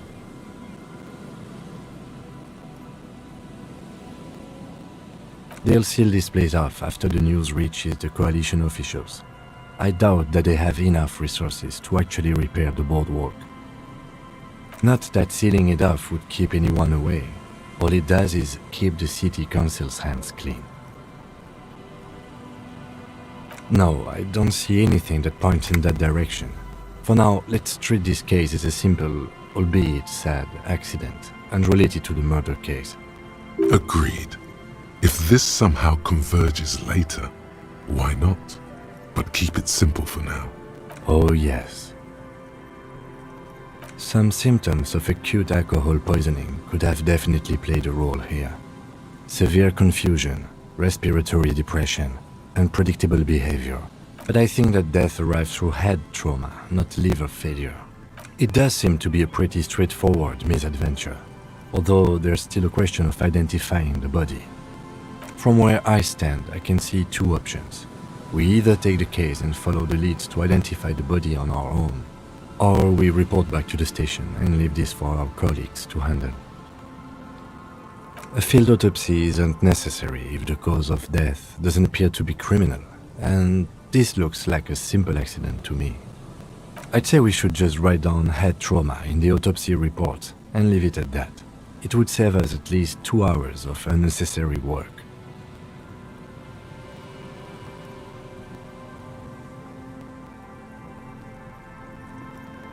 Maybe, but we don't really have much time or resources to spare. The guys at processing will take care of the rest. Alright, we should first examine the library card you found. Then we...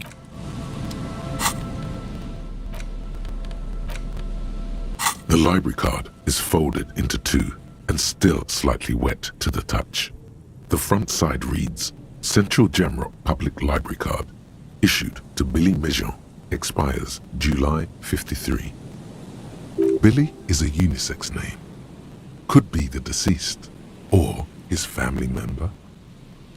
If lost, please return the card to the library. Dial 005 02 55211 or visit us at Moreau Street, 78, Jamrock. Business hours, 900 to 1800. Good. We should give them a call from my kinema. See if we can learn anything about Billy Mejean. Good idea. There was plenty of it. Whoever owns this card is an avid reader. You find a list of books written in blue pencil. Radio thriller. Stand a little less between me and the sun. The last one in the list is The Glinton Curve by M. Theobald. A library stamp indicates that the book has been returned. Most of these titles seem to be in the sci-fi genre. Some thrillers too.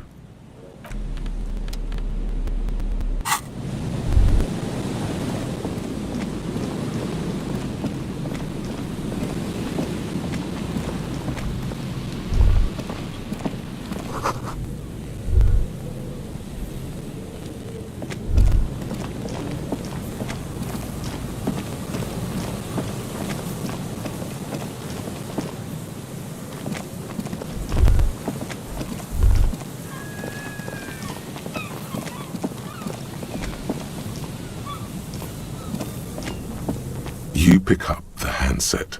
There's a tone. The machine is operable.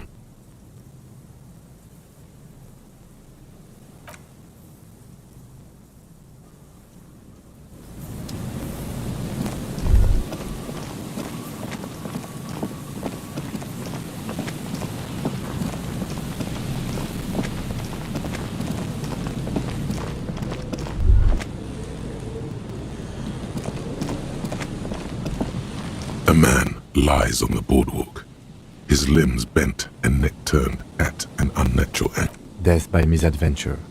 He slipped. It does seem to be a Yes? Yes. I don't know what to say. Perhaps,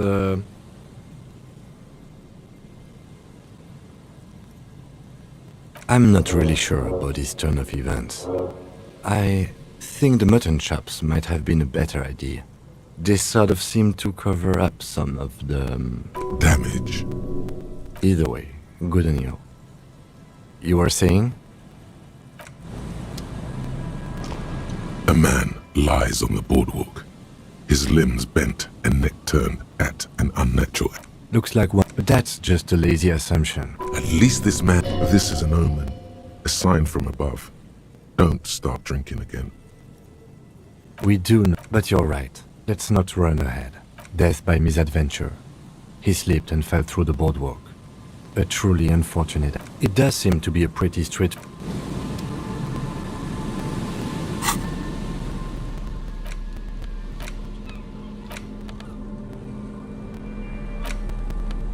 The library card is folded. Billy is a unisex name. Whoever owns most of these titles.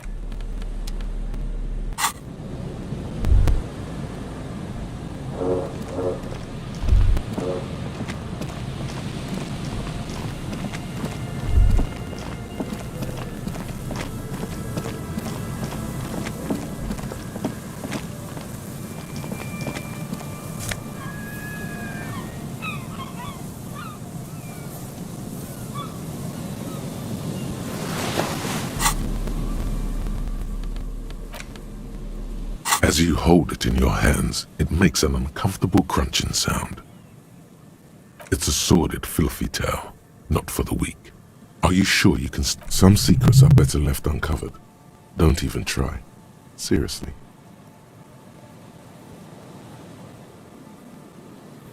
It occurs to you that you're not even holding the jacket itself, but it smells like a dead sea creature, tangled in grey strands of seaweed. It must have spent quite some time in the water before the tide deposited it ashore. Why? Why did you think about it? Look at your hands. They're covered in muck. Now you're just flicking that shit everywhere.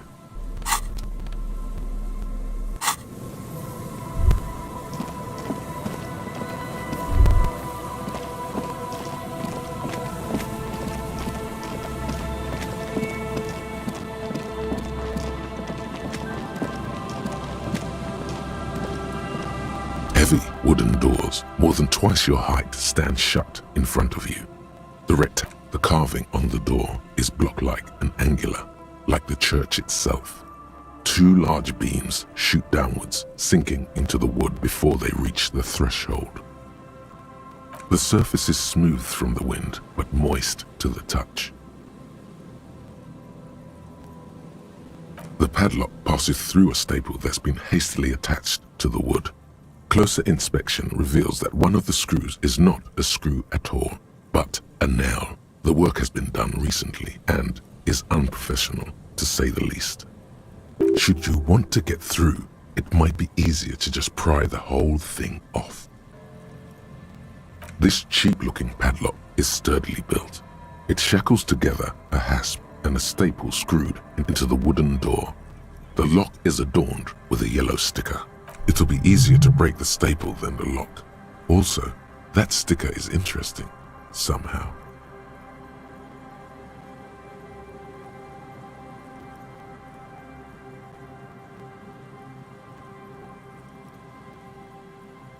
You see a yellow circle with 2 X's and a big curve below them that looks like a mouth. You're pretty sure you haven't seen it before, but what the symbol depicts is clear enough. A smiling dead guy. The curve makes it smile, and the X's make it dead. There is something blindingly modern about this symbol. Its modernness puts to shame everything you've seen before. It's the contrast between the cheery, chemical yellow and the rigor mortis. As if the cheery guy didn't know he was dead, or the dead guy didn't care that he was. Either way, you get the sense the forces of future are at work here. He takes off his glasses and uses a blue handkerchief to thoroughly wipe them clean before inspecting the sticker. Then he looks up, pauses, and replies. No. Looks like a dead man smiling. Suggests junior delinquency.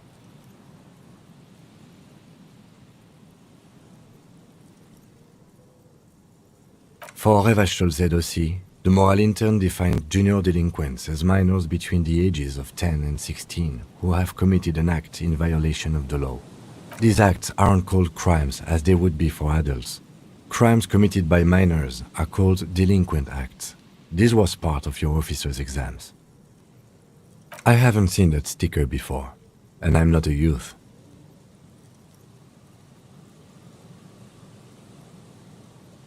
That level of conceptual thinking is not part of my skill set.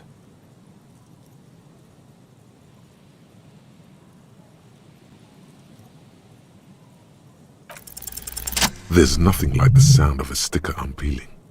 Now it's stuck to your thumb.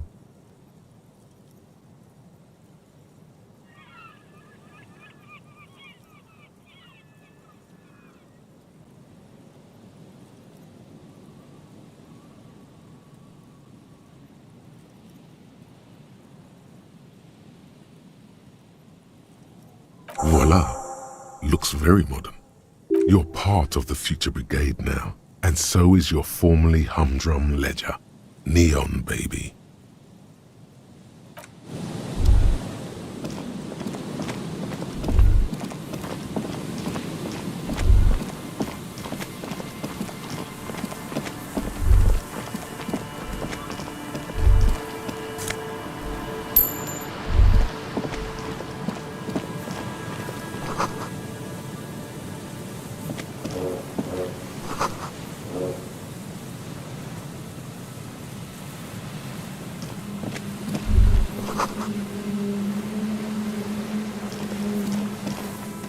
An old door, worn by elements, guards the depot. The wind has blown a sand dune in front of it. The door... It's military, a service depot of some sort. The washerwoman mentioned a depot up the coast. She said it was for moving ammo and cargo across the bay. This might be it.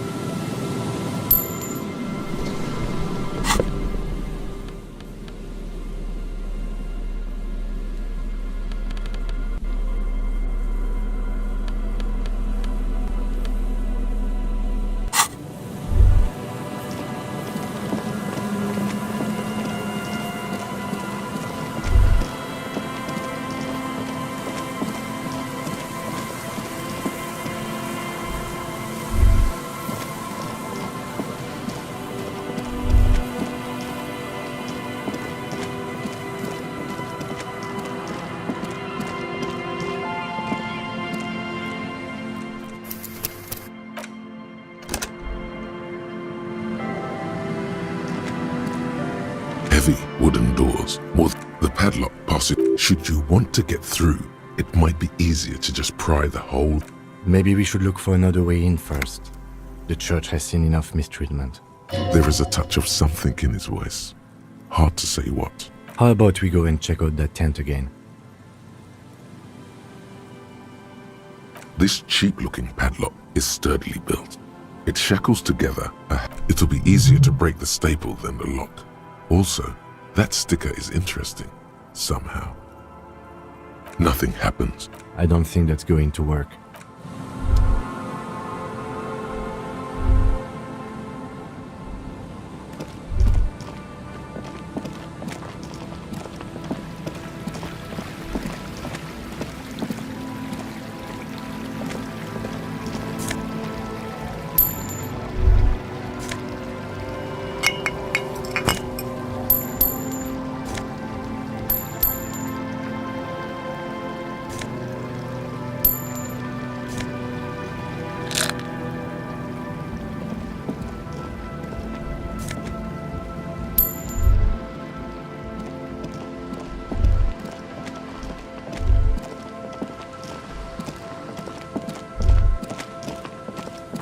See that seagull up there? Remind you of anybody?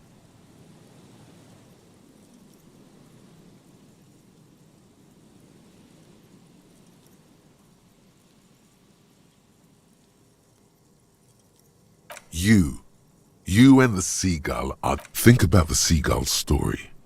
It's one of endurance and adaptation. The seaside was paradise once. They were birds of that paradise. Then their paradise became Shit City. And what did they do? They became urban survivors, eating burgers out of trash cans, killing and eating pigeons. No time for that sentimental bullshit. They're hustlers, getting shit done. They're one pair of track pants away from gangsters, just like you.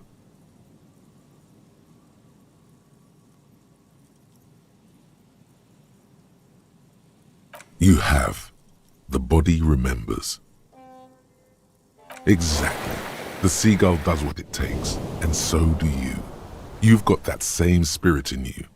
When the time comes, you'll push yourself.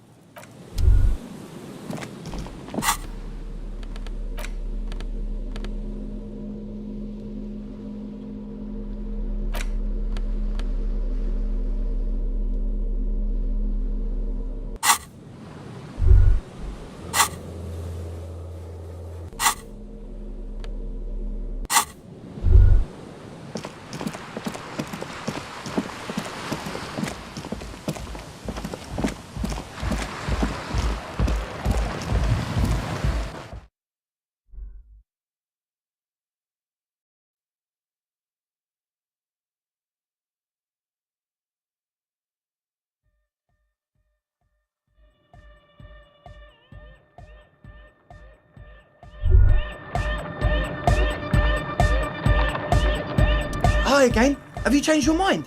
You changed your mind, right?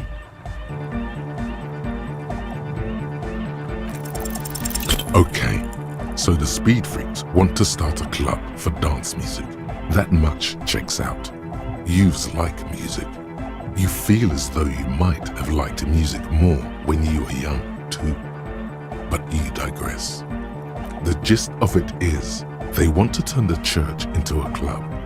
But a suspicious element has overtaken the building. It's very important to understand what the gist of things is. Always consult the gist before making up your mind. This is going well. Of course, not everything is 100% clear here. But when is it ever? Congratulations, kids. Your story sort of checks out. You can always come ask for the key. Huh? I see you're here again. A sticker. You mean the yellow one? Interesting. He wants you to describe it, though he already knows what it looks like.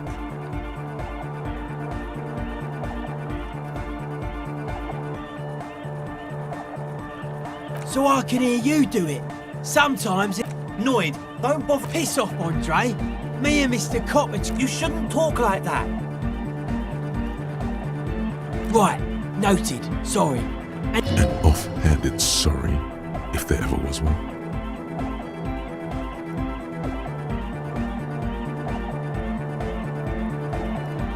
Come on. Okay then. You don't have to describe it. What did you want to know about the sticker? The dead guy smiling. He defeated history. We are living in the age of history, and in the eyes of history, we are always already dead. How can we ever smile then?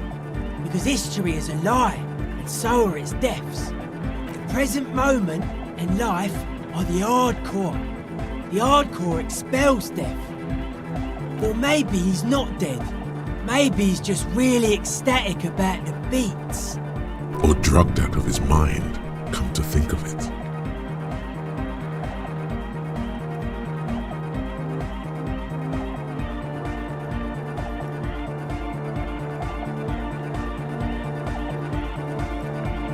He blinks, waiting for the next question. Simplicity was brought to us by a classical soul artist modernism, but that was a tasteful, harmonious simplicity, right? Well, hardcore is not tasteful or outwardly harmonious. It's a warning shot. This will be dangerous. The echo of man's loss haunting him. The sticker, the clothes, the music, same thing. Not alone.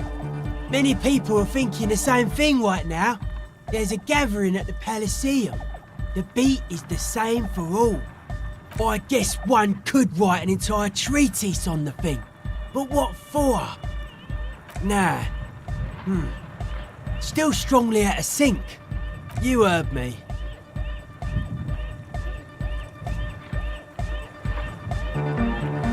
A sticker. Interesting. He wants you to describe. Oh wow. Right on your cop ledger. You like it?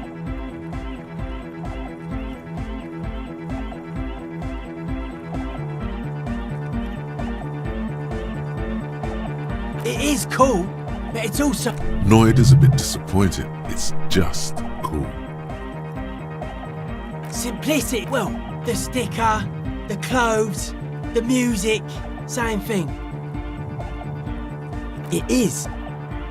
I guess one could write an entire... Nah, you heard me. A sticker. Interesting. He wants you to... Good, good. What did you want to know?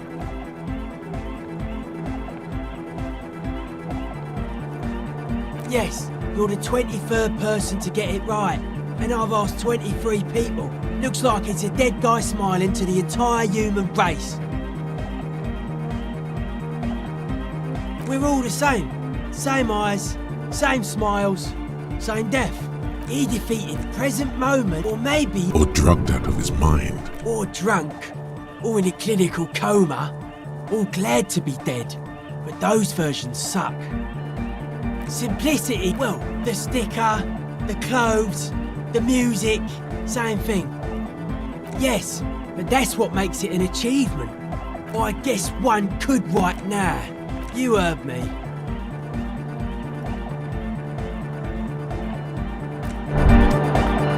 Hi again. Have you changed your mind? You changed your mind, right? You can always come ask.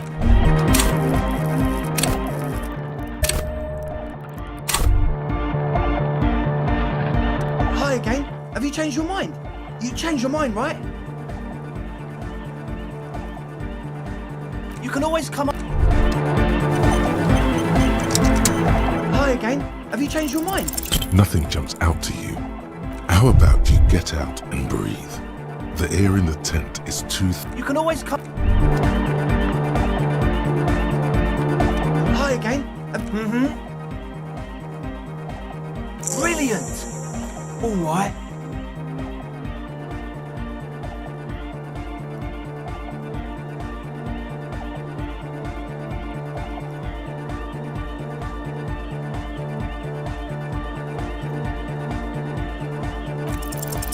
You sense the trajectory of the little piece of metal and plastic. The object makes a small ringing sound as it approaches, just the tiniest chime to your left. Ka-ching! The key hits your palm.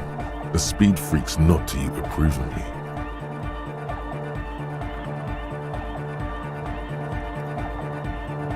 The speed freak nods a respectful nod. You proved something here.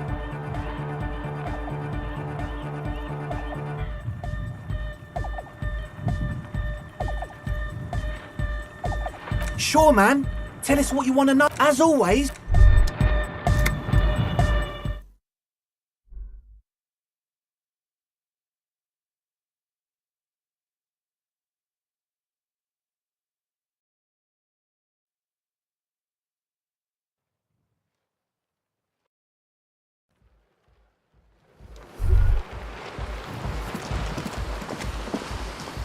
Hello again.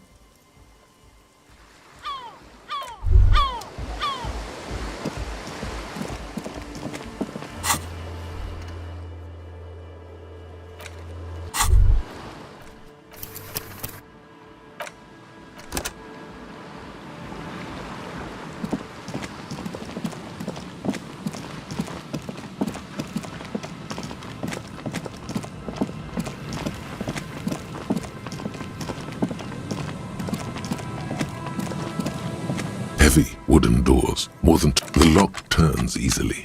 Let's go. A great whoosh of air rushes into the dark in the heart of the...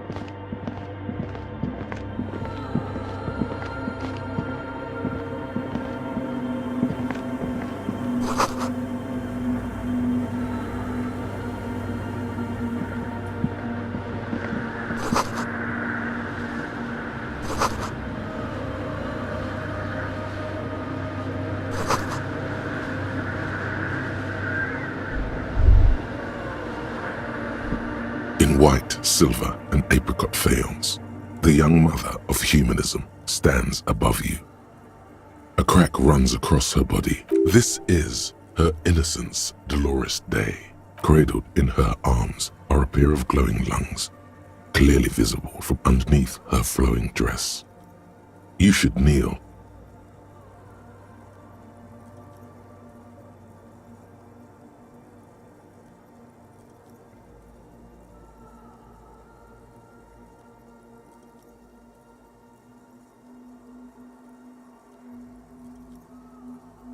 Cold wind seeps in from the crack in the glass. Snowdrifts cover the floorboards at your feet.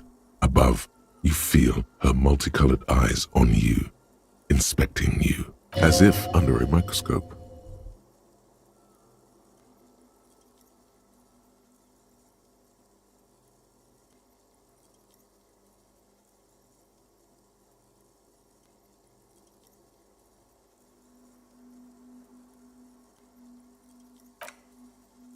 The woman looks down at you standing there. She towers among her followers, architects, laymen, courtiers. There is a sad smile on her lips and a glint in her green-blue eye. Of what? Compassion? Remorse? She acknowledges the passing of someone who is still alive. You.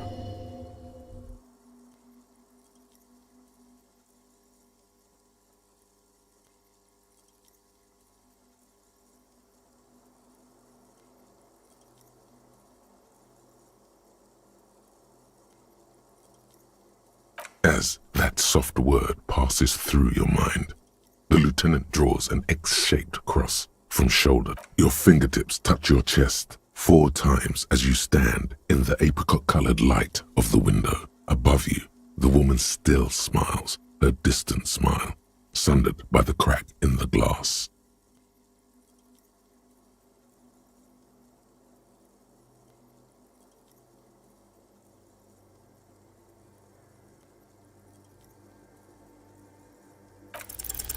A jigsaw of broken shards falls into place in front of you, a ghostly reconstruction of the stained glass window.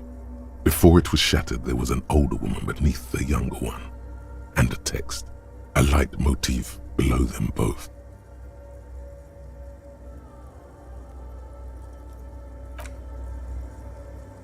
The escutcheon on her throne says, Irene the Navigator. She is depicted as an older woman wearing thick-rimmed eyeglasses, holding a golden Reichsapfel in one hand and a scepter in the other. This is the queen, her innocence day. Small figures of wise men, common men, worshippers walk up the stairs to stand at her feet. Secret servicemen, 30 years, stand in a row guarding her.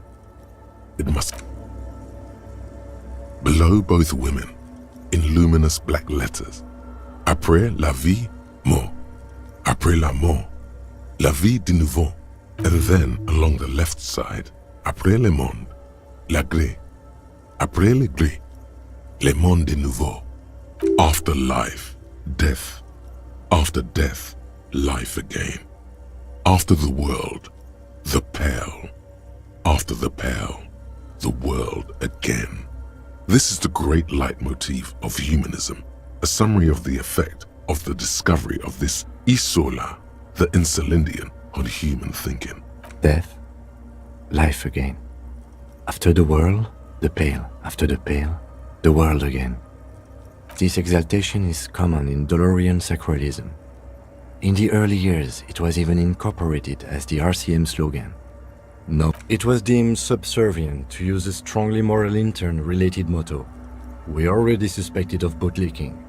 The sentence was also seen as too feminine. It was a macho thing.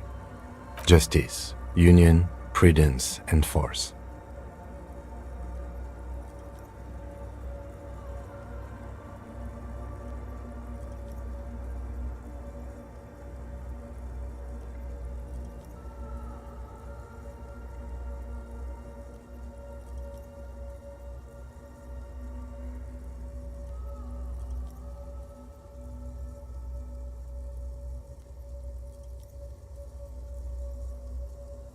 Eyes cool. Unknown. A motor carriage, a gunshot, someone falling into it, or maybe just hooligans looking for something to break. The mother of humanism towers above you, a wax painting on a cracked pane of glass. Nothing has changed in her expression. Despite the damage you've done to yourself, the title appears lodged in your hippocampus. This is her innocence, Dolores Day, the innocence of humanism. No amount of Commodore Red can wipe her sad smile from your brain thing. It has survived the deluge and haunts you still, and will haunt you forever, as it haunts all men. The highest category of historic individual, an embodiment of the world spirit. More, an innocence is elected to office by the founding party, a precedent that has taken place a mere 6 times in the entirety of history. The legal system of the Real Belt is built to accommodate, and innocence is infallible. The decisions made by one are not decisions. They are inevitabilities. What would have happened anyway? Only accelerated, packed into decades instead of centuries.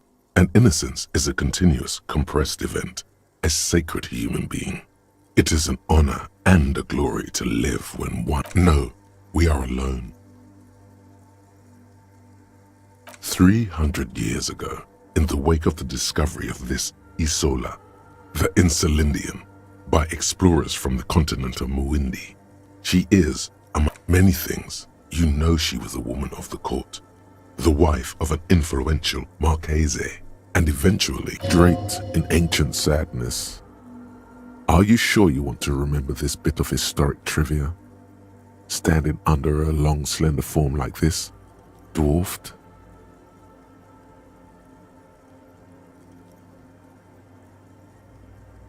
The past is a silo of sadness, fermenting. You should keep away. No, you must know. Terribly, women of the court were expected to play both contract bridge and chess sufficiently well to prove an interesting challenge to a man. A simple grasp in matters of philosophy, theology, and science was it. She made the most of her position in the antediluvian court, a court visited by the most prominent thinkers and artists of the day. In secret, she was becoming the era's preeminent philosopher of the state. A scalpel, a piercing gaze. She was an almost preternaturally magnetic and intelligent individual. To her contemporaries, she appeared out of time, a messenger from the future of the species. We all fell in love with her. It was on her advice that Irene Le Navigateur sponsored a number of voyages into the Pale. A costly, often tragic endeavor. Ultimately, she was crowned 2 years after the first expedition returned, setting in motion what is widely considered the greatest era in history, the DeLorean era. Wow, indeed. When her innocence was declared, and the queen she had advised for years fell on her knees before her, she was so overcome with emotion that her lungs started glowing in her chest. Bystanders reported golden filaments lighting the already sunlit chamber around her, clearly visible beneath her dress.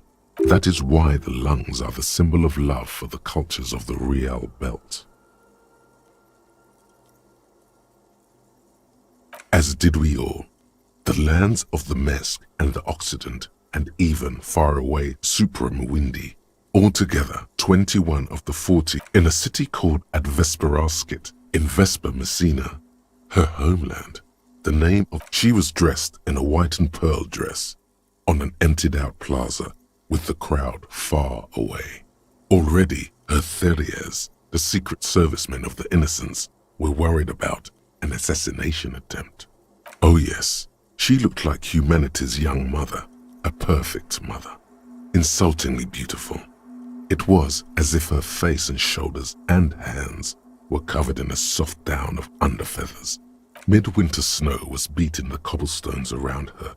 A small attaché of officials stood by as her Theriers placed a white gold wreath on. One of the men in this secret service killed her 22 years later. A young man who had come to suspect that Dolores Day was not entirely something that had walked in our midst, watching us stumble for hundreds, if not thousands of years, until it decided to interfere in the course of our history. We were supposed to come up with this ourselves. The man was reported to have screamed at the Innocents. Dolores Day was shot in the chest with a fowling piece 8 times. The man, thought to be insane, said he once touched her and her body had been unnaturally warm, like a furnace, and that sometimes, while on duty, he observed her forgetting to breathe for over 10 minutes. This inhuman quality was witnessed by many others as well, glowing lungs and all. It is commonly attributed to mass hysteria and religious psychology. Terrifying is a term too emotionally charged for your semantic memory, or what remains of it. But terrifying, it's a simple word. She was bad for humanity, and you shouldn't have started thinking about her.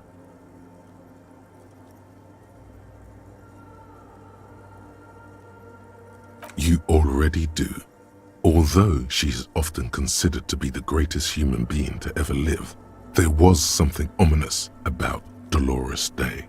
Constantly surrounded by her terriers, she was the most socially secluded and least self-aware of all the innocences. Some modern thinkers would consider her a war criminal for the campaigns she waged against the Mesk state. And then, the Mesk state tried to detach itself from Innocentic rule. Parts of the world were experiencing whiplash from accelerating into secularism. Her mandatory education programs and mass resettlement of upstream Marguerite were problematic as well. Dissenters were suppressed by she adored chess, yes, but also military war games. Dolores Day often holds a tiny tin soldier between her index finger and thumb in icons such as this. She was also blonde. The blondest. Little is known of her Marchese husband. It's as if he vanished from history after completing his role, which was to introduce Dolores Day to court. In conclusion, yes, there is something lonely. This subtle terror is part of her iconography. Lieutenant Yefrater, you've stood there for over 5 minutes. What are you thinking of, if I may ask?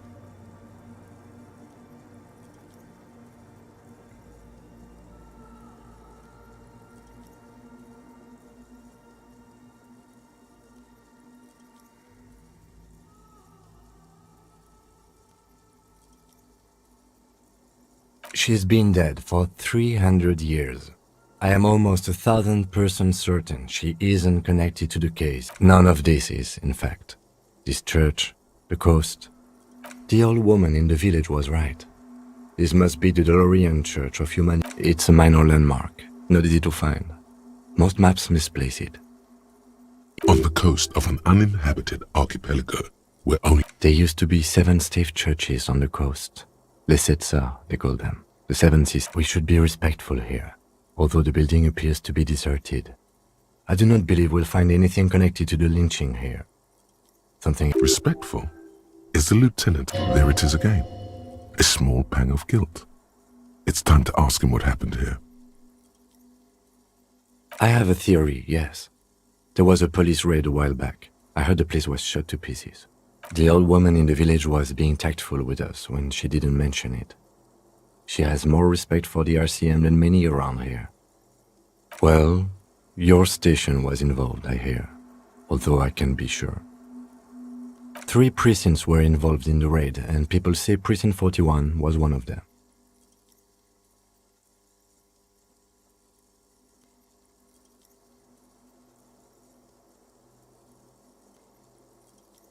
I'm sorry, I'm not saying you were.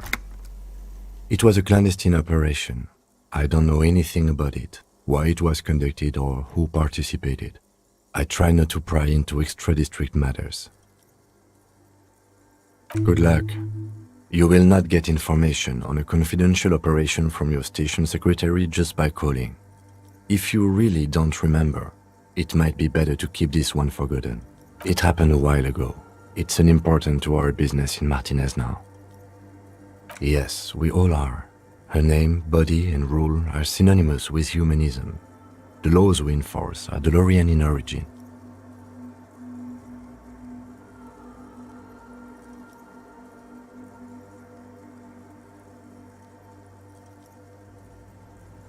The woman looks by in silence, smiling enigmatically.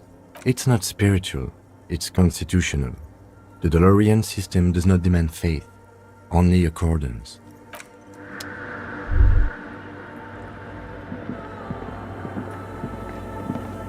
A machine stands in the corner, watched over by the figures on the Another radio computer. And this time it's already turned on. These machines sometimes harbor traps, he thinks. Alarmed. We should leave. I doubt this place bears any connection to the case.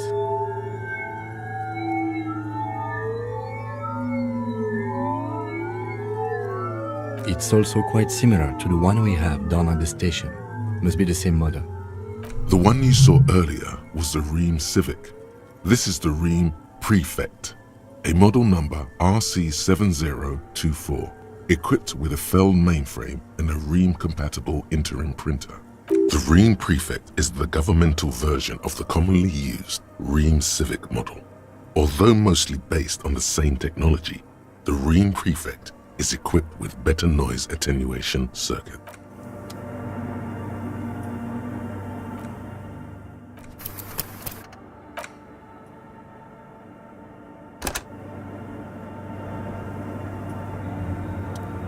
The lieutenant doesn't. You see fluorescent play and print buttons on the keyboard. A hatch. The lieutenant says nothing. You see the machine's glowing frame reflected back from his diamond-shaped. Behind the hatch sits a cube-like crisscross of filaments, smoldering in the dark like fireflies. Silver tape on another filament memory. Press play to talk with the repeater. Nothing happens. The speaker comes to life. Static seeps through the machine's plane. Good afternoon. Votre accident. It's the same old woman you spoke with through the radio computer in the doomed commercial area.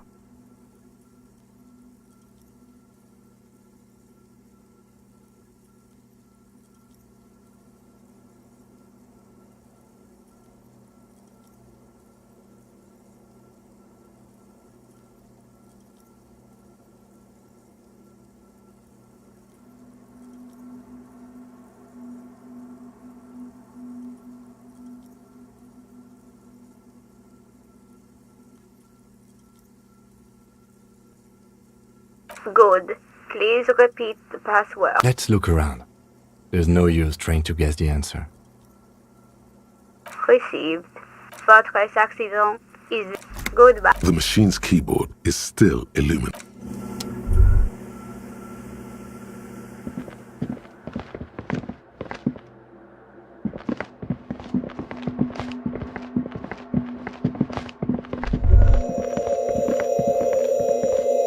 The silence in this part of the church, it's almost palpable.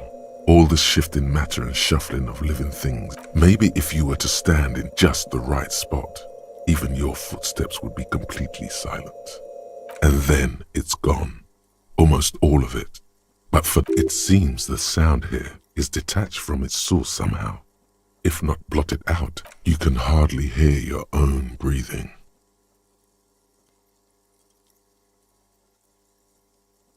Your voice is barely audible. Not a howl, but the softest of whimpers. You produce a few muffled thumps, after which the silence feels even more total, somehow. The lieutenant points to his ears and shakes his head. Then, can you hear anything?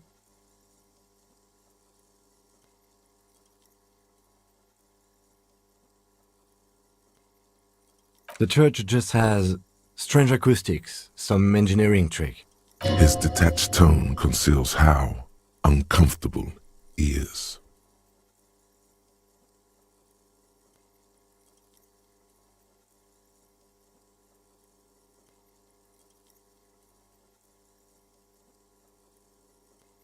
The lieutenant doesn't reply, but you can sense him tense up next to you. The orderly rows of ceiling panels become barely visible, then disappear completely in the darkness of the tower overhead.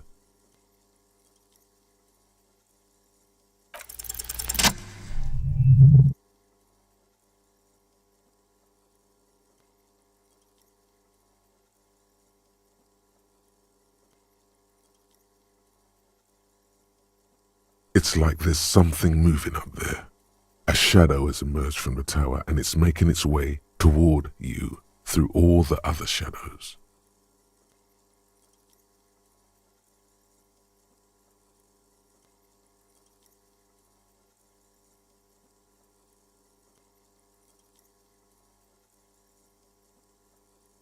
It's not a shadow anymore, becoming more substantial as it gets closer. The shape of an animal descends. Officer, is there something up there? Oh no, you've lost sight of it. Where did it go? Yes, the darkness makes the ceiling feel infinitely far away.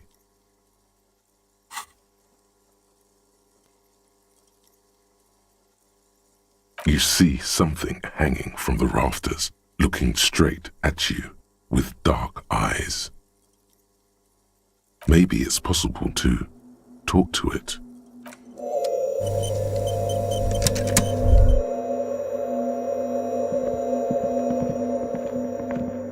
The shadow is a man made of the same stuff as the carpentry of the building. He is studying you intently.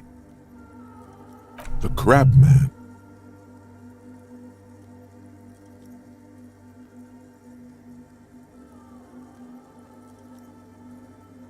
The man leaned forward a little, fixing you with a steady, unreadable gaze, then speaks. Habitual alcohol use has made you into a scared little pussy, Holmes. But don't worry, everything's gonna be alright. You come to the right place. That accent is Villalobos, a peninsula in Mesk and a district in Jamrock. There's a sizable contingent of Villalobos-speaking Mesks in Revachol. Here you can receive the mother's love. And when you're ready, she will take your hand and lift you out of the despair at the bottom of that bottle. This man is obviously a habitual narcotics user. Do we really need to question him? I'm put off by this religious stuff, he thinks. And maybe the ceiling climbing, too. It's all very hard to square with the lieutenant's own view of reality. Hey, and what was that about the bottle again? You haven't even drank that much lately. Lay off it already. Shish.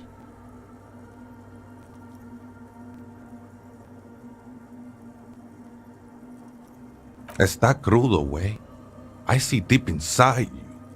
Your body and your spirit are suffering greatly from overindulgence, and you don't even know it.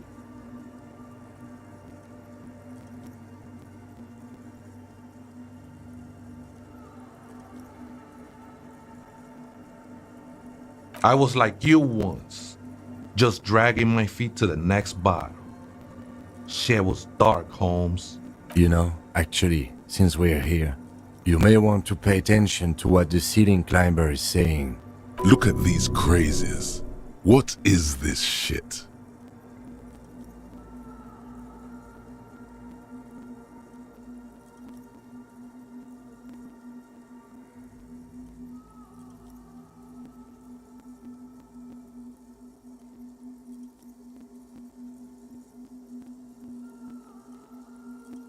Don't trust me.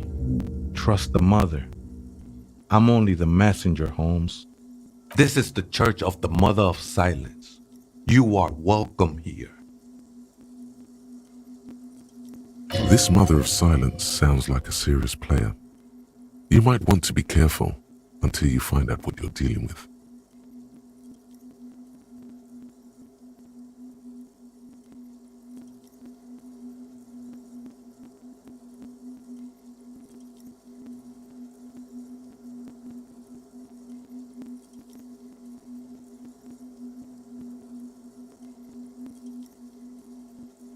Other spooker? Oh, esa viejita es muy estudiosa. Don't know, Holmes.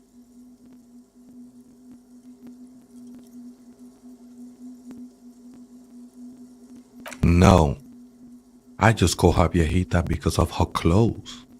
She's actually quite young. Or maybe not that young. Age is just one of the many masks we wear. That's what I said, Holmes. Don't really follow her comings and goings. Just see her typing on her computer now and then. We got different interests. I'm afraid not, Essay. You just have to wait until she comes back, or search through her radio computer.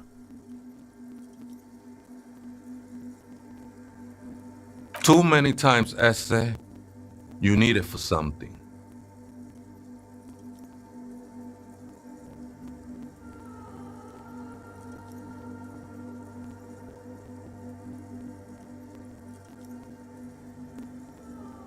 The lieutenant raises his eye. Don't sweat it, vato. The password is afterlife death. What you think of that? Makes me almost pity la niñita pequeña when I hear it. The ones in the tent outside, right? I see them, think they scared of me. Nah, man, they look pretty funny, and I don't harm no one anymore, anyway.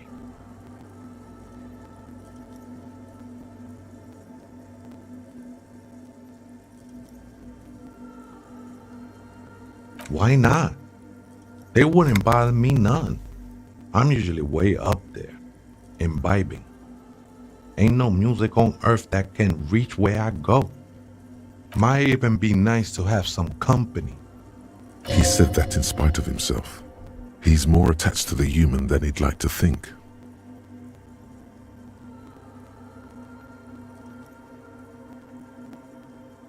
Never known myself to be a crab. But if that's the name you got for me, I won't stop you from using it.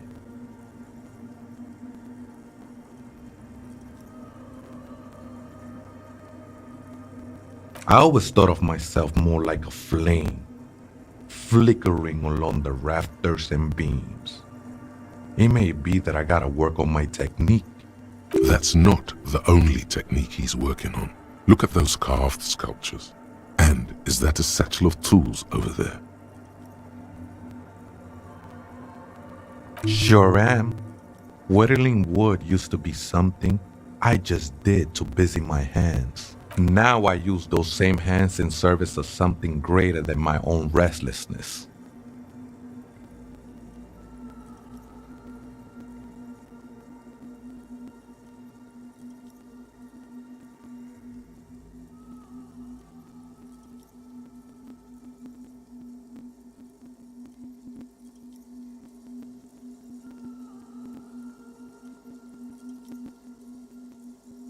It's all just for the mother, man.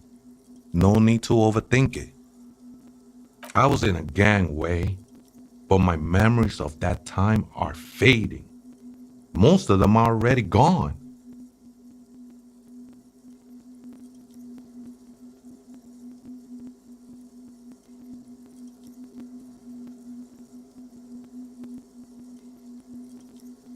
Nah, Ese, it's not like that. Best thing that could happen to you, losing your memory. Do you remember your name, sir? The lieutenant is not particularly interested in this information. He's just trying to assert some control over the conversation. Tiago's my name, but those syllables don't mean much to me these days.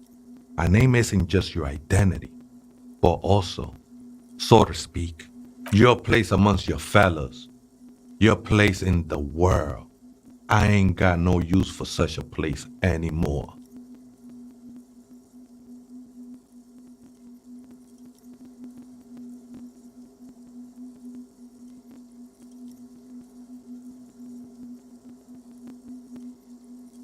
That's just the thing, Holmes.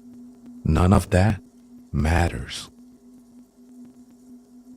This is a special place. There's a perforation in the world up there. A way out into nothingness. This church was built around it for purposes of veneration. I circled it, nurtured by the silence bestowed by the mother.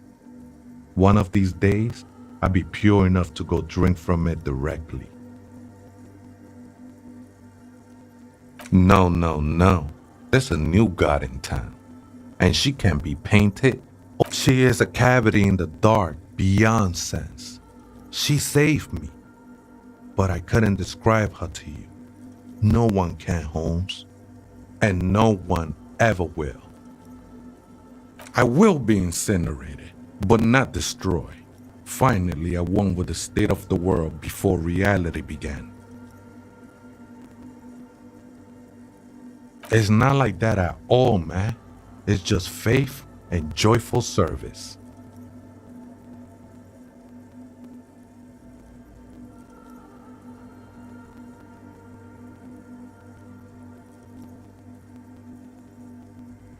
I heard that before, Way, and I know I can't convince you on the spot. But think, when's the last time you woke up from silent communion with a hangover? There are drugs darker than alcohol circling your system.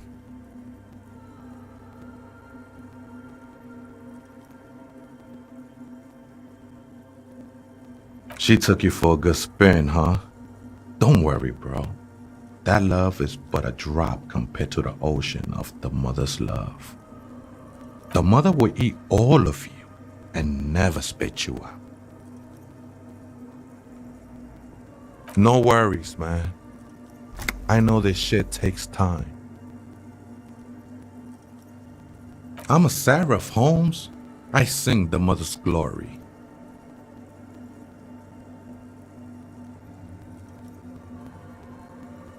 I ain't from no Marietti, if that's what you're thinking. And the song I sing... Marietti is a mesque style of music and dance, commonly seen at all manner of festivities, especially weddings. He lost his cool there for a moment. Seems you hit some nerve.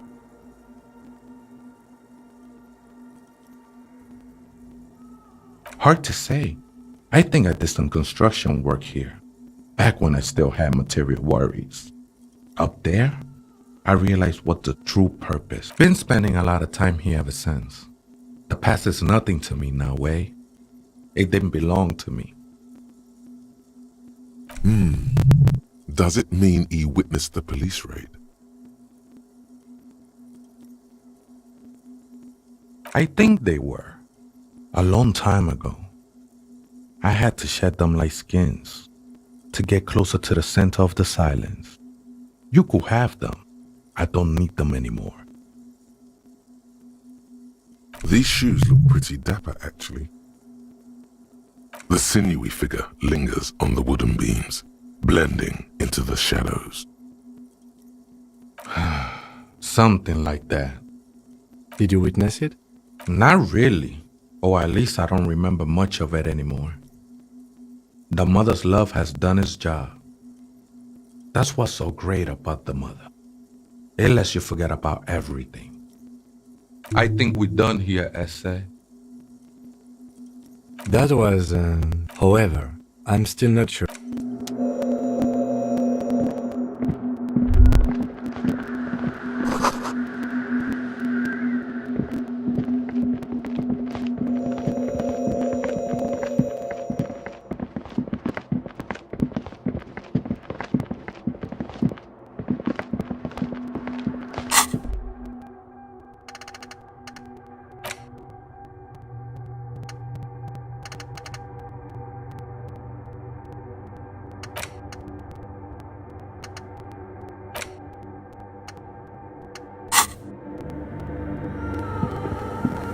The machine's keyboard, the speaker. Good afternoon. Votre accident on Saint-Brune. This is good. Please repeat the password. Good. I have unlocked the filament. After ending the call, please. Votre accident. Is there anything else I can do for you today? Good. Thank you. Please repeat. Is this the personal log? I have 2 machines registered to this company name in Martinez. Saint-Brune. That's the church. And Rue de Saint-Guylaine? That... Anything else I can help? Goodbye. The machine's keyboard. The printer prints out a long text document with dated paragraphs. It looks a bit like someone's journal. The first entry, made on the 4th of February, arrived at the church. The door was boarded up, so I used the crowbar to get inside. Looks like the place has been... The lieutenant leans closer, scouring the printout over your shoulder. 4th of February. That's over a month ago. Whoever set up those machines has been here for quite a while. 6th of February, 51. Had a little chat with the local fishermen. Said I shouldn't go near that place, that the church was spooky and ridden with narcotics. It's see? Even one of the spookers then. What was that about narcotics? This could prove to be interesting. I doubt that we can find any. It's just idle fishermen's gossip to scare away. Nothing spooky about this place either. It's just abandoned and cold. 7th of February, 51. Finally got the electricity in. Next on the agenda, a new antenna. I'm thinking. Why would anyone need any of this equipment here? 8th of February, 51. Bought the antenna. Had some problems setting it up. Called Simo for help. Heard the others are back to making art. Drinking somewhere out of town. Sulislav started a rock, but at least the artists have their act together. They're qualified labor. They can get work anywhere. Graphic design, ads. The programmers are doing fine too. I just have to find out what caused that data loss and be done with it. Still don't understand how it managed to wipe out the backup, when the backup wasn't even connected to the front. I know.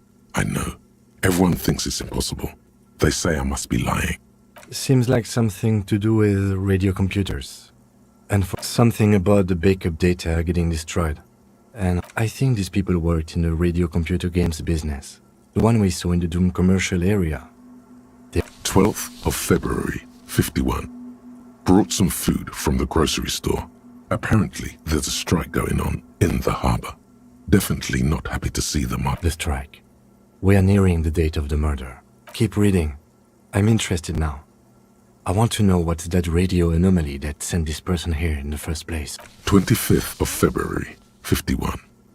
I've been sending data up to Lintel for a while now, trying to recreate the data loss, but nothing. Didn't even feel like logging in, the disappointment. But I did discover a curious audio. Is she talking about? 28th of February, 51. Yes, the first recordings confirm that the swallow is real and I'm not just losing my mind. It's a pillar of silence with a diameter of approximately 3 meters. The pillar of silence. She is talking about the silence. Is she suggesting it's more than just an architectural quirk? The lieutenant doesn't answer. He follows your gaze, studying the basins. The water shines in them. No ripples. March 51. Some kind of young disco men have appeared next to the church. I've been trying to record the silence to find the epicenter, but now it turns out I've also been capturing the future of dance music. Fortunately, the song is so monotonous, I was able to devise an algorithm to factor it out. The other day, one of the disco men came in. Before I could even say hello, she got that disco man? Must be a cell. The girl on the ice? Sounds like her, yes. March 51. I got a call from the repeater station. Someone has tried to access the radio computer in our old office in Martinez. Can't do anything about it. The storekeeper still doesn't want to let me inside the building. Thinks I'm part of some kind of curse. I knew it wasn't a good idea to meddle with that machine. No. It was a great idea. You're learning things. This is how you learn things about machines. March 51. A new 2-meter aux cable. Noodles. Crackers. Ping pong energy drinks. Your reading is interrupted by the sound of the church door. A strange one makes straight for the radio computer.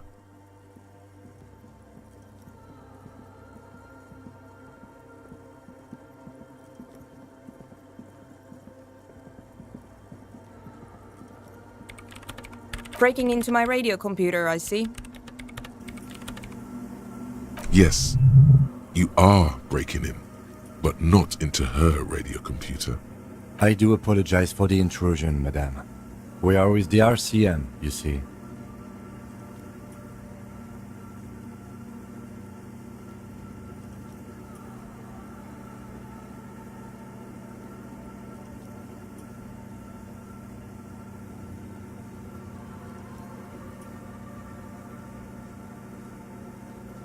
There are no coalition military data links. And even if there was, you couldn't access them over a civilian network.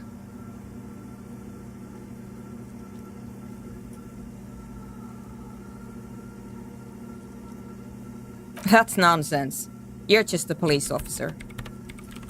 Now please give me some room. I need 2 seconds to see that you haven't destroyed anything. We should talk to her. After she... What is it?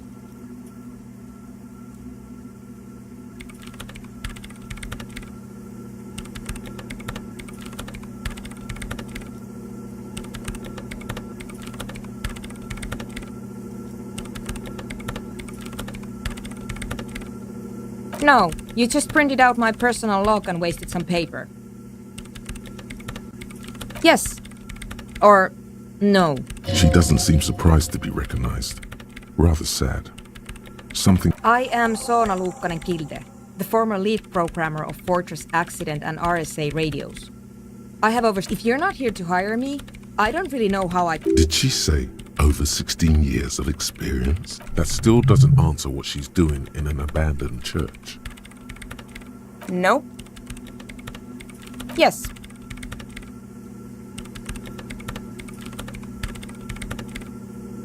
No, you're right. I'm not. I brought them here. These are my machines. Please don't touch anything. I use the AR-1 as my RAIN prefix processing unit. Yes? You really don't know anything about radio computers, do you?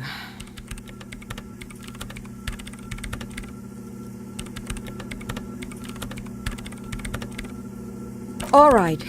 Well, all radio computers perform operations up on air. So in order to gain more processing power, you need to invest in a good antenna on the front. The unified front of radio waves. Like it's all around us.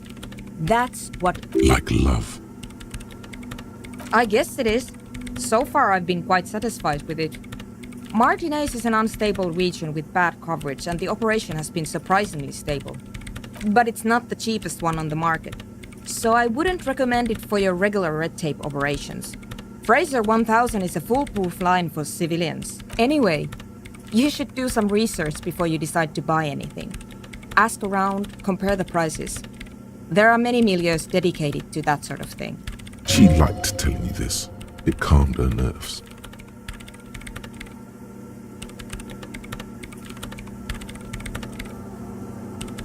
I'm working. The machine seems almost alien with its pulsing core. The light casting her face in a strange shadow. Could you just shh for a moment? Or get to the point. I really need to focus on something. So you do know something about computers. You're right. Prefect is used mostly by the government peeps. Because I needed something good for my investigation and RAIN Civic is widely agreed to be below all standards. Besides, owning a RAIN prefect isn't such... No, actually, it is kind of a big deal. You don't see RAIN prefects in every police department, for example. No! No, of course not. I know a friend of a friend who used to freelance for the Coalition. I bought it from her. I was actually aiming for the military-grade RAIN Rational series, but couldn't find one. Prefect is mainly based on the same technology as the Civic, but it does work better with newer antenna models, so I'm not complaining. They are connected to my RAIN Prefect. Whatever you do, just please don't move them, okay? Thanks. Great. You really like those questions, don't you?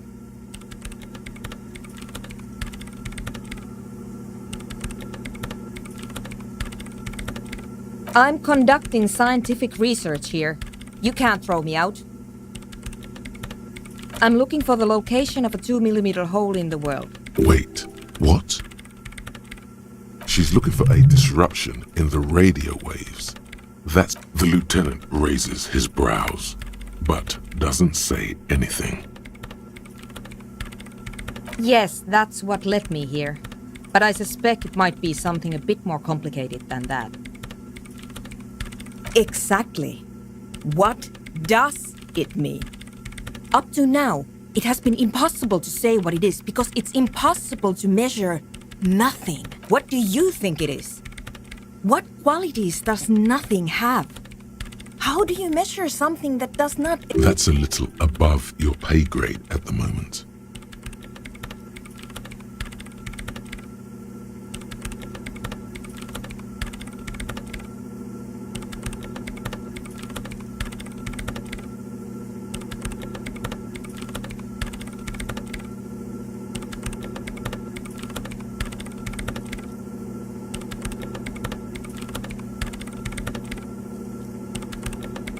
I don't know. Are we? That's what I'm trying to figure out here.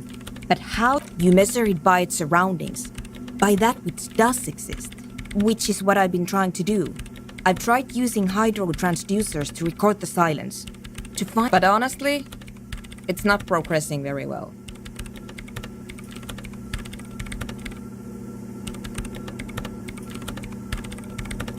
Somewhere underneath those roof beams, I assume. Only a faint crisscross of rafters can be made out from the dark. Most strange things may flourish in the dark. There's this place at the back of the church, a place where all audible vibrations seem to cease. I've named it the Swallow. The Pillar of Silence? Are you sure it's not just... Maybe, but it's oddly close to the physical coordinates of the data loss that led me to this place. I know. No, I don't. She sounds mildly annoyed by this line of questioning. Her hands typing hundreds of commands into the machine. Because it's just trial and error, trying to locate the Swallow, the exact point in space. And I don't have a... You know what? It would be really helpful if you could just stop talking and let me work. Great. Thanks. What? I hate it. I bet she hasn't even heard it.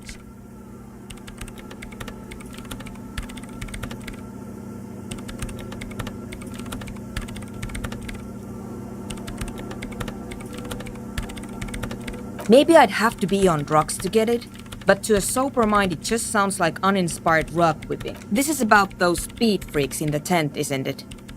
I've got some news for you. It's not a nightclub they want to build here. Take a guess, why don't you?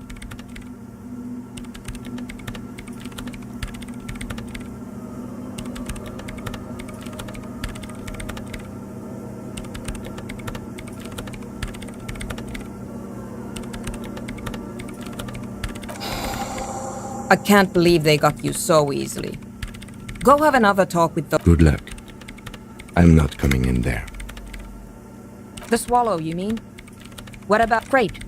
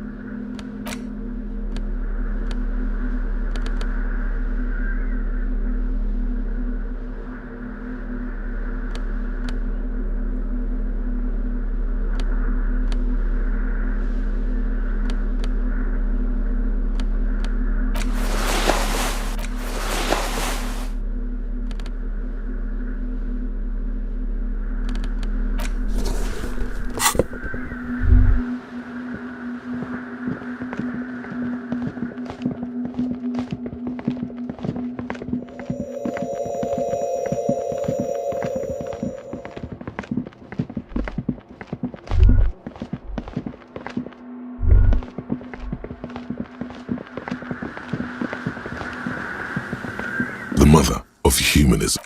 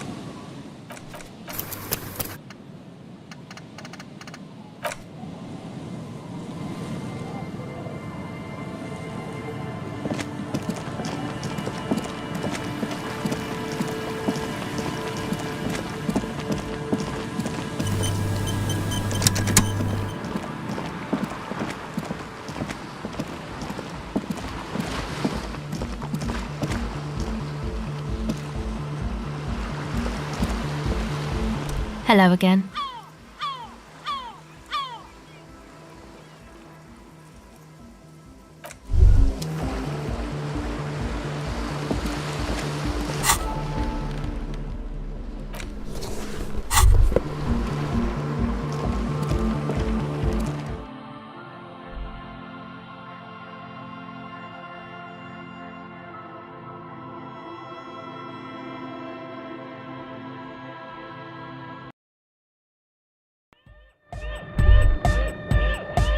Hi again. So, how are things going?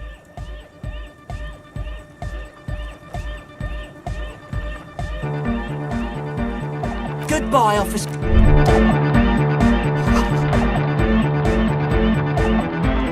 Hi again. So, how are things going? Goodbye, officer. Hi again. So, A number of things don't add up. How about gather around, kids?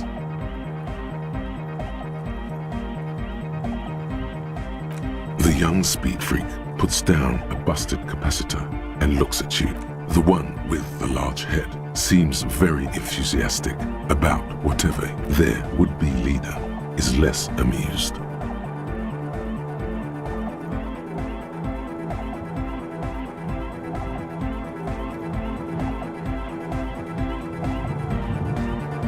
But you still are.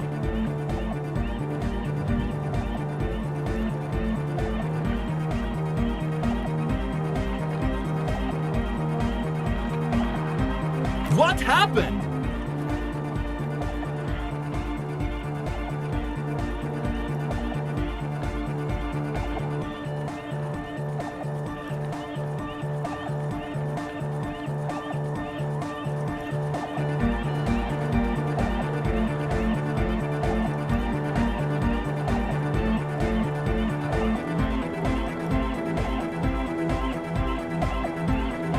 He doesn't know what to say.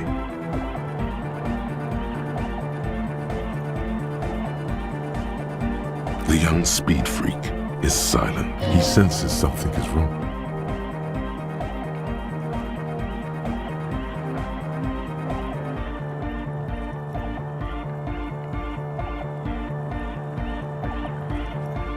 I have no idea how you arrived at that conclusion, but it's wrong. Look, we even have One speaker. They have one speaker.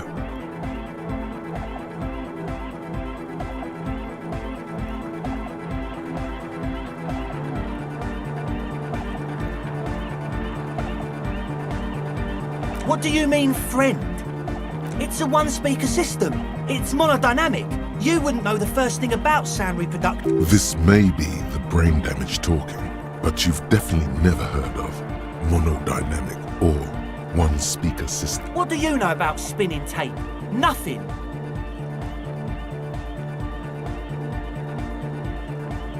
He said it was for his nose. What more? Likely pseudoephedrine, almost exactly the shape of ephedrine. Ephedrine make And of all cellular-based life, what's your point, Lawbringer?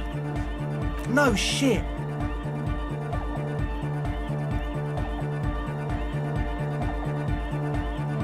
That's...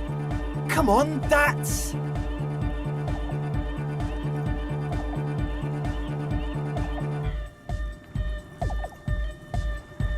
It's not!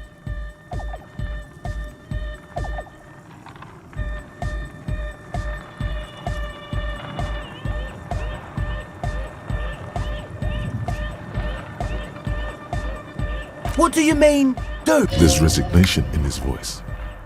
He's almost ready to drop the act. It wouldn't take a lot of pushing.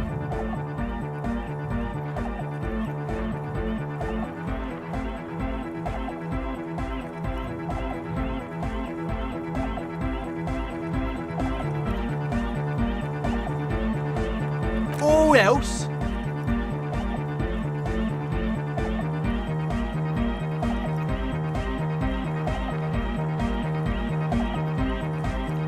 Okay, man, okay. Things are just so hard for an entrepreneur in this city right now.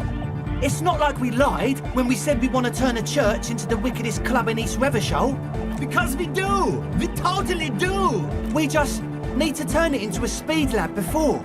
To get our foot in the door.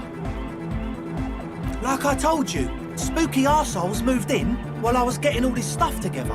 A month ago, the place was empty, and now it's all spooked up. No, man, they're spooky all right. It's just that they would also probably call the police if we started cooking speed in there. But the sign was way off too. I couldn't feel the love at all. Whatever you think is right, sir. But please, we were only trying to make a living. This is it. Judgment time.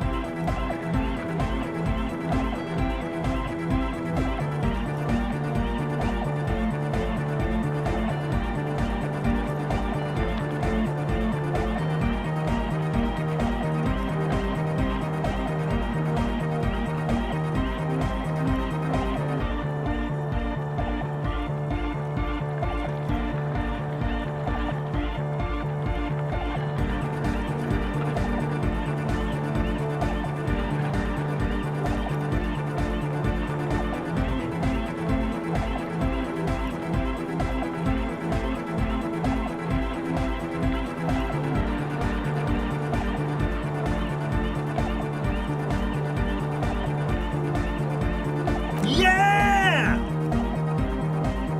I knew it.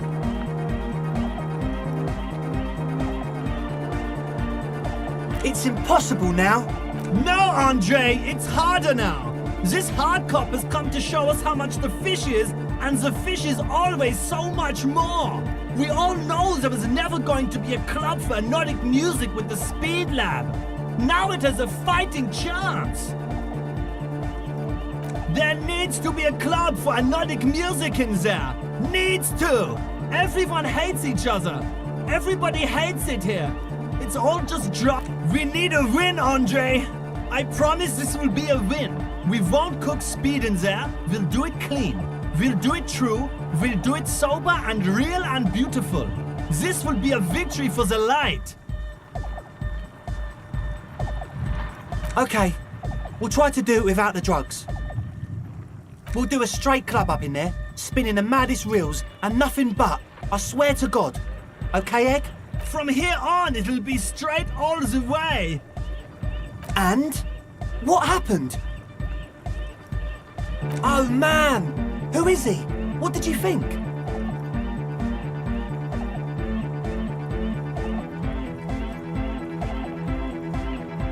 Really? Huh. Interesting. What's he doing in the church?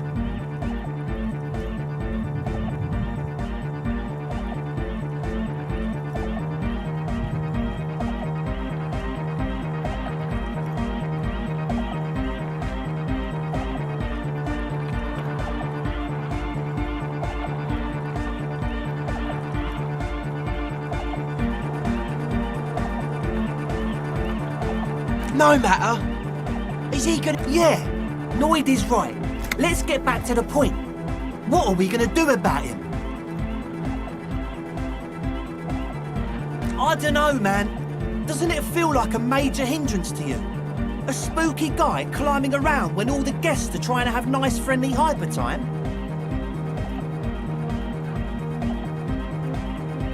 I guess it's not a massive problem. Everyone is welcome. Maybe. I guess we'll figure something out. Okay, but what about the other spooker? The one in Grandma's clothes? Did you see her?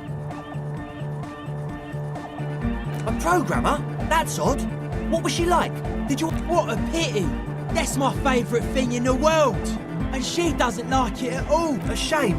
What can we do now? Do you see a way out of this jam? Unity! Dance!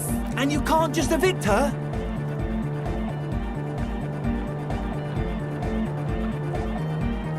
Look at you. No, Noid. He's right. Maybe we've approached it the wrong way after all.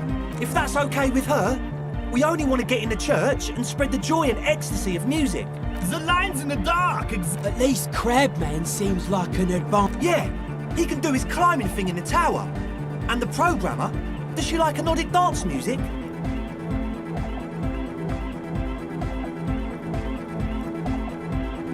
Egghead cannot believe what you just said. It makes him pump the jam a little. No worries. We'll figure it out. If coexisting fails, you can always muscle her out, right? If it's all okay with you, what do you think? Excellent! Good luck and goodbye.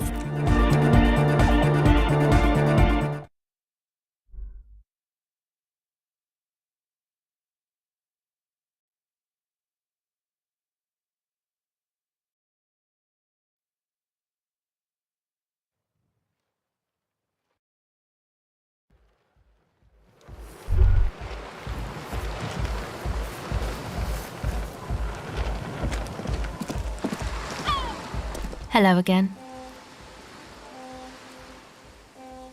I did, and I'm sorry. For what it's worth, which isn't much. This is why I didn't go into the tent. Typical delinquency. You don't get to choose your posse, they choose you. Mine are idiots, but they're mine. I tried to talk Andre out of it. I even tried not to lie to... Indeed. She merely tried to omit the truth instead.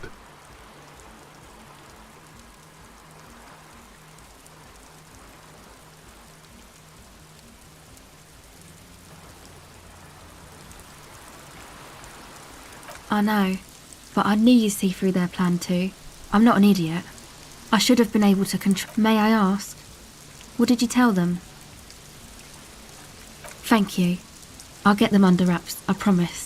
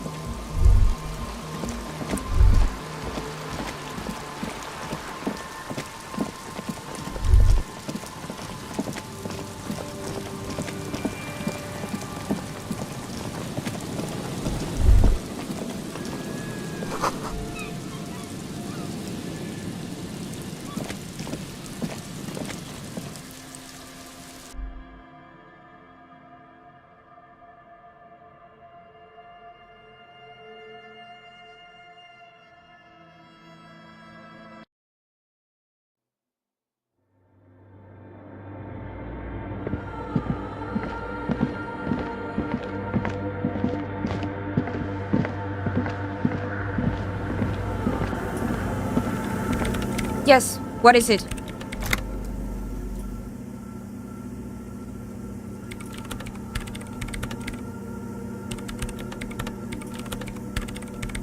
I don't want to make anything work.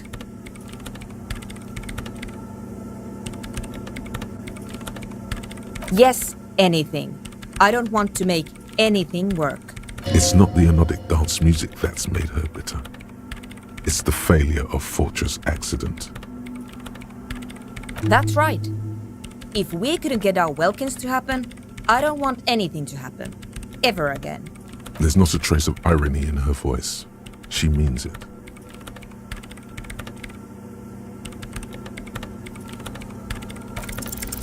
Easy. When her research is done, she can move out. What? No, I don't really need any help with the project.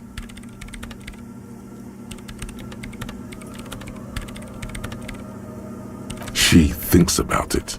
A glassy look in her eyes. A gust of wind. Alright. Bring me the game's offsite copy from my old workspace, if you really want to help. It's stored on a filament memory and I'm unable to go and fetch it myself.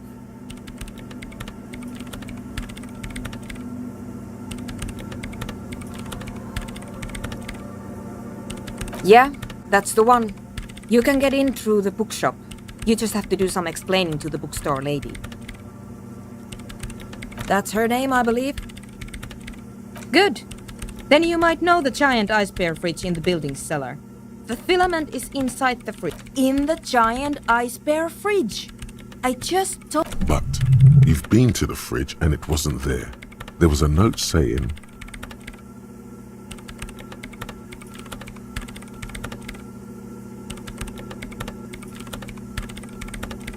The bookstore lady hates me. Says I'm part of the curse. Whatever that means. Because she's from Martinez, and people from Martinez have never ever seen a radio computer. She thinks it emits elemental evil.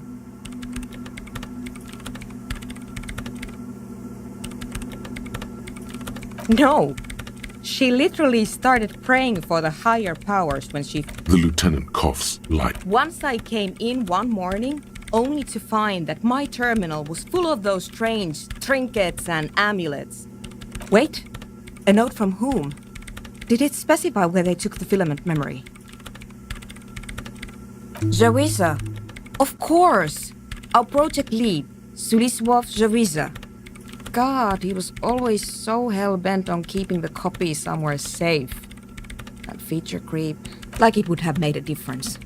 The offsite copy was perfectly safe when the data loss happened. That data loss was anomalous. And the heads... I won't even get into the heads. Valley of 1,000 heads. You like the sound of that.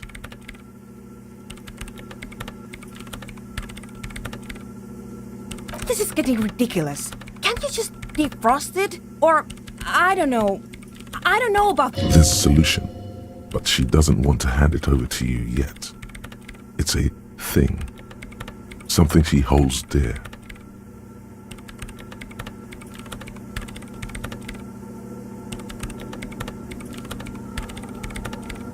No, that's the production schedule you stole and accessed without authorization. I don't need it. In his defense, it was simply lying in the desk drawer of an abandoned cubicle. Okay, but still. Wait, what? Who's dead? You know, we don't actually have to tell the entire world about the fridge. Whose body is it?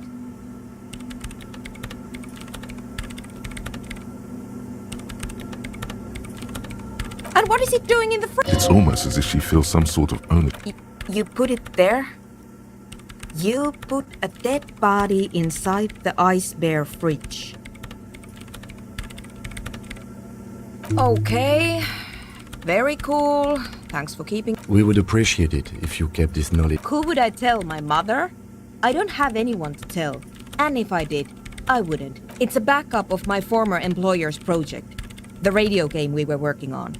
It's stored... She's making it extra simple for you. The backup itself is destroyed now.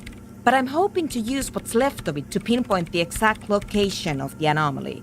This is getting ridiculous. Can't you just defrost it? Or, I don't know about the ice cream maker. Just figure something out. There's a solution, but she doesn't want to hand it over to you yet. It's a thing. Something she holds dear. Thanks. And here's my Qualsund multitool. You might need it to hack loose some ice. It opens everything. If you get me the offsite copy, then you can keep the Qualsund. It hurts a bit for her to say this. She's not too happy to be parting with the Qualsund. Yes? Thanks.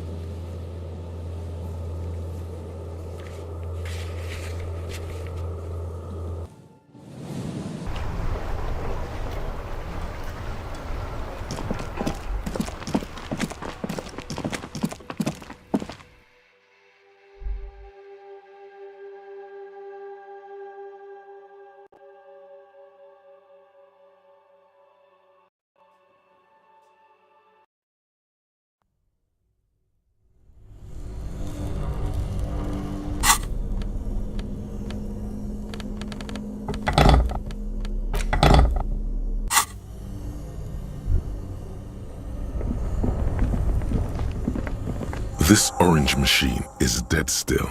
It has a hand-cranked ice cream churner and an electric freezer. The ice around it slowly melting.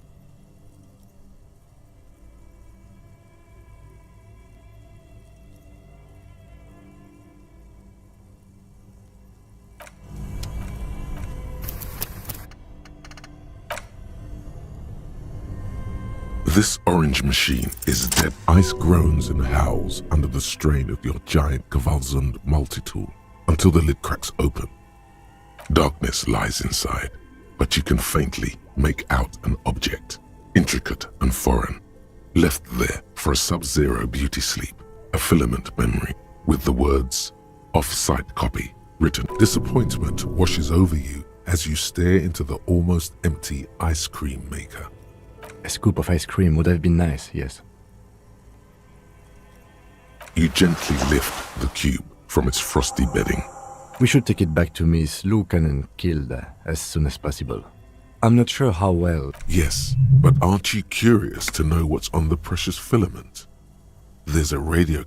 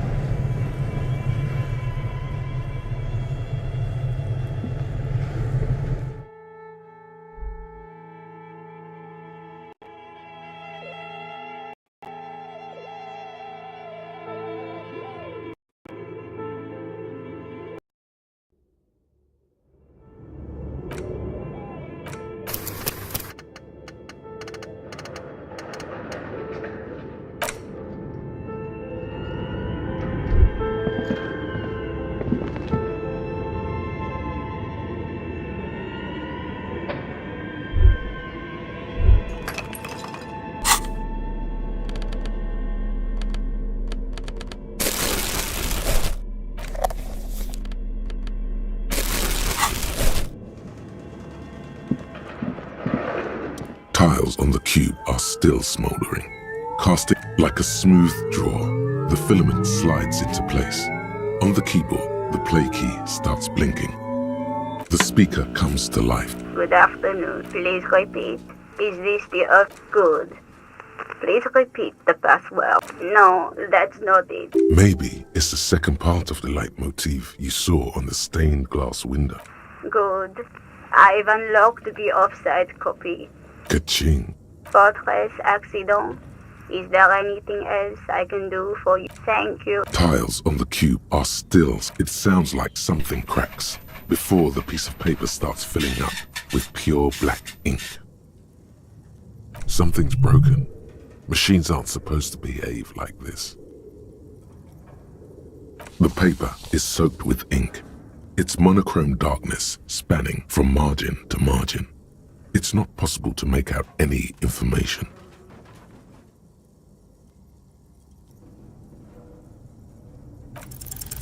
A single speck of white shines out from the shade. For some reason, the printer decided to spare this one tiny dot of paper. Odd. Something is obviously broken here. Tiles on the cube are still smoldering, casting the framework in a soft glow. Fluorescent play and print keys shine on the keyboard.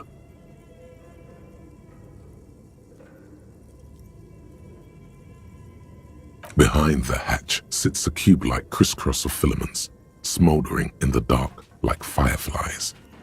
Silver tape on the side says, in a black marker, the filament slides out of its glowing nest.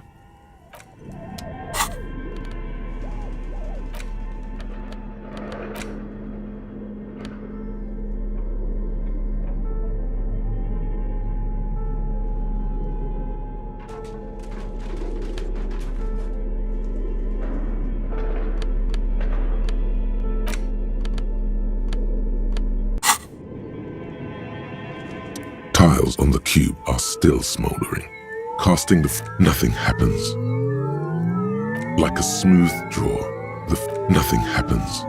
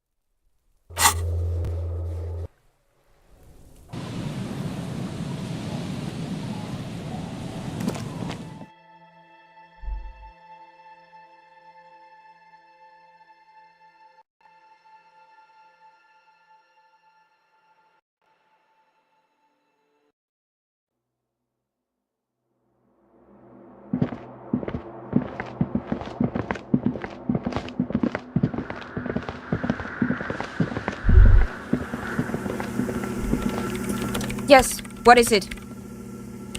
Yes?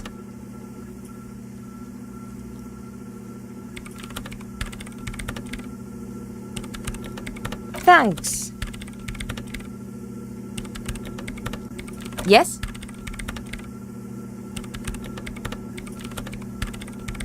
No, that's the... In his defense... Okay, but still. Thanks.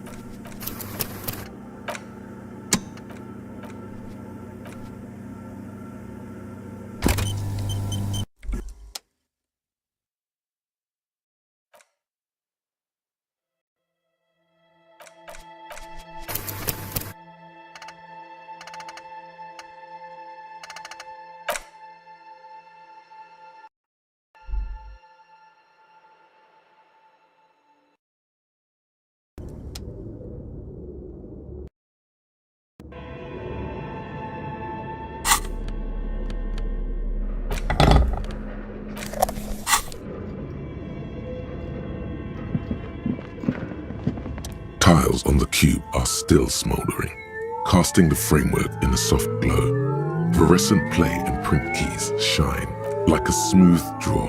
The filaments, the speaker comes to... Good afternoon. Please repeat. Good. No. Maybe it's a... Good. I've unlocked the... Ka-ching. Fortress accident. Thank you. Tiles on the cube are still smoldering. It sounds like something cracks. Before the piece of paper starts filling, something's broken. Machines aren't supposed to behave like this. The paper is soaked with ink. Its monochrome darkness spanning from margin to margin. It's not possible to make out any information. A single speck of white shines out from the shade. For some reason, the printer decided to spare this one tiny dot of paper. Odd. Something is obviously broken. Tiles on the cube are still smoldering, casting the framework in a soft glow. Fluorescent play and print keys shine on the keyboard. The filament slides out of its glowing nest.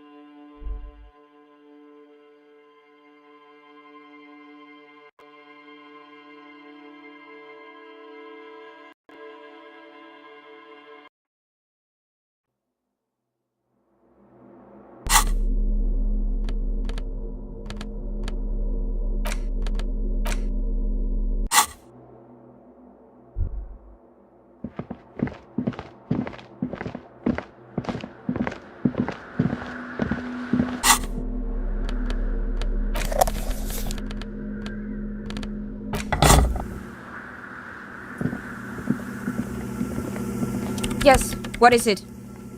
Yes? Thanks. Looks like it's the one.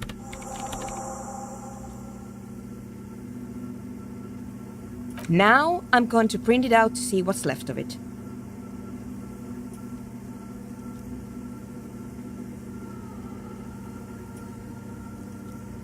A speck of white? That's exactly what I'm hoping to find. Lintel was able to divine the location of the anomaly from this broken copy. I want to repeat their calculation. Watch.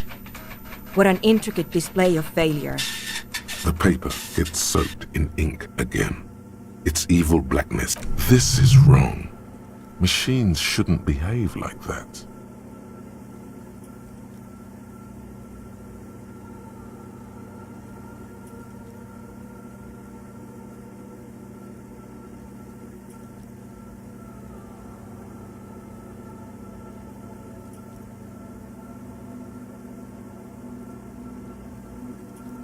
Huh? You okay?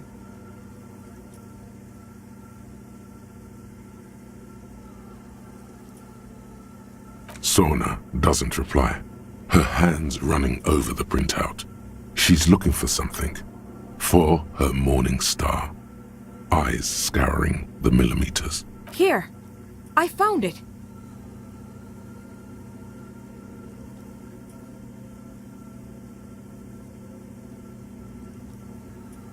Hold on.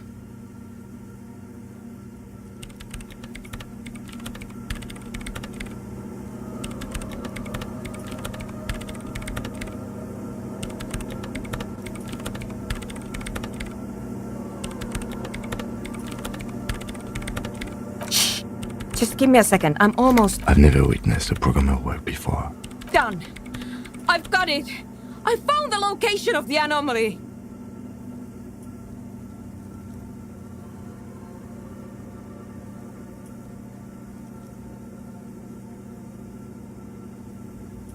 I found the coordinates.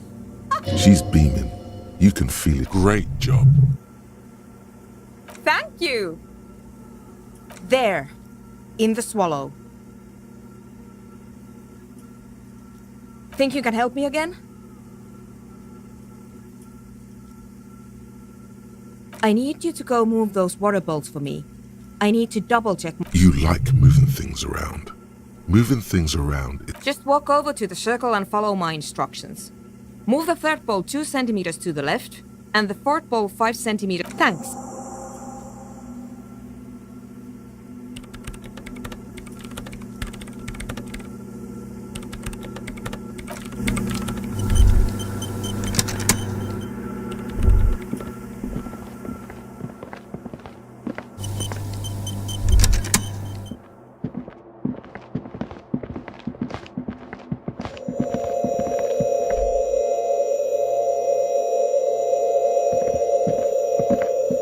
It's awfully silent again, as if someone took... Measurements have been marked down around the bowls, each chalk-drawn line representing a centimeter on the floor. Oh boy, this is going to be good.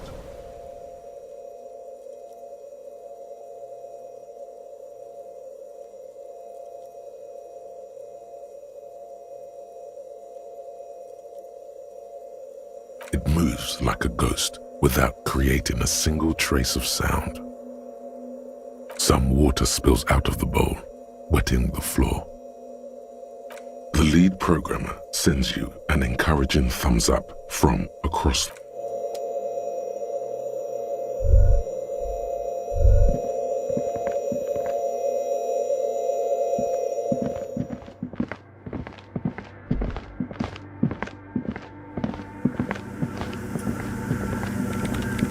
Yes, what is it? Great. Everything should be aligned now. Miss Know-It-All is hesitating. Yeah, nothing. Now the only thing left to do is to unmute the headphones. If we got the location right, we should then be able to hear whatever sound this anomaly makes. Honestly, I'm a little scared. I don't know. That's what I'm scared of. I don't know. It could be anything. I mean, what sound does the nothing make? How can you even listen to something that doesn't exist? What if silence is only what surrounds it, but the swallow itself is...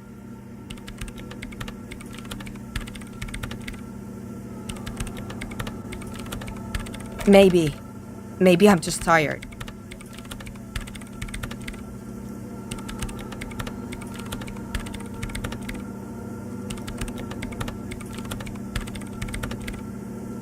Yeah, you're right. Let's do it. The lieutenant takes, and then nothing happens. As Sona, Loken, you can hear some small animal cross the floor in the chancel. It's that quiet in the sanctuary.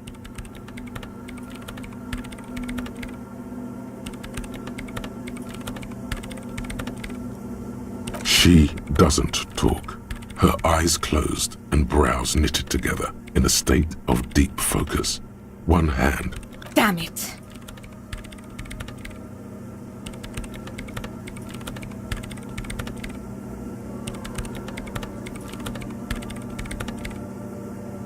No, of course not.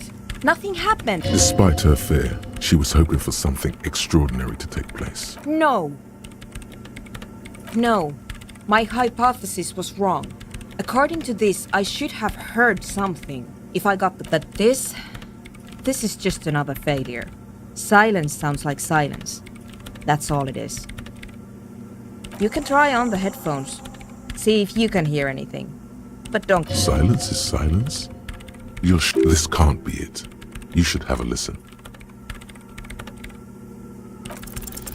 All you hear is your own breathing, heavy and hoarse from all the nights spent. But there has to be something big, something ghosts.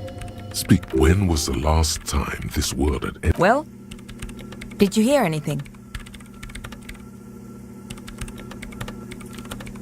Yeah. The lieutenant looks down at the floor. Maybe the speed freaks can help you with this. Go talk with Andre.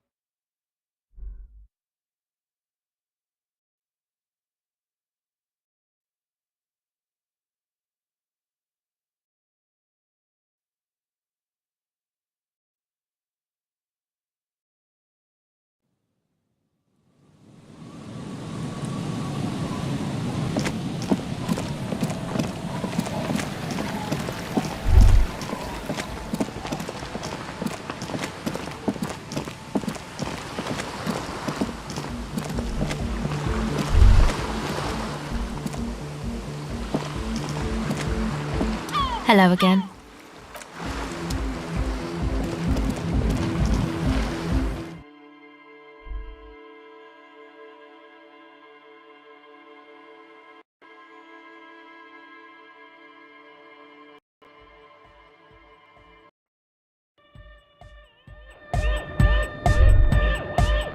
Hi again.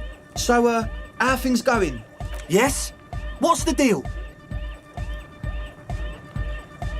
What kind of a hitch?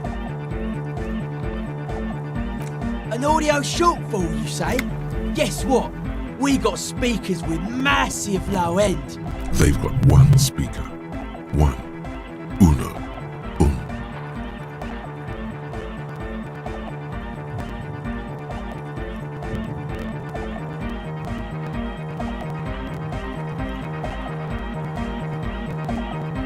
We've got some serious range on this baby.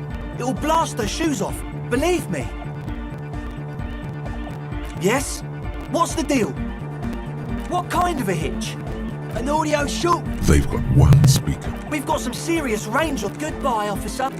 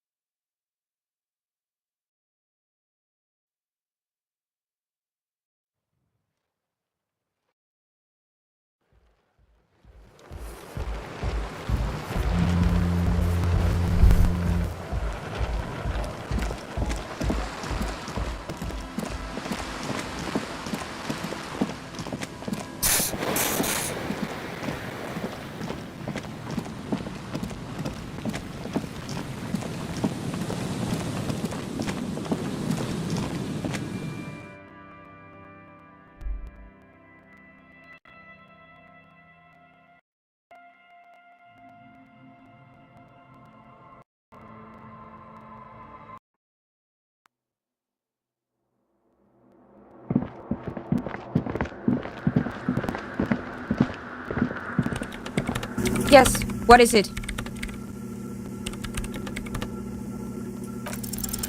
Still nothing. Sauna isn't even looking at you this time.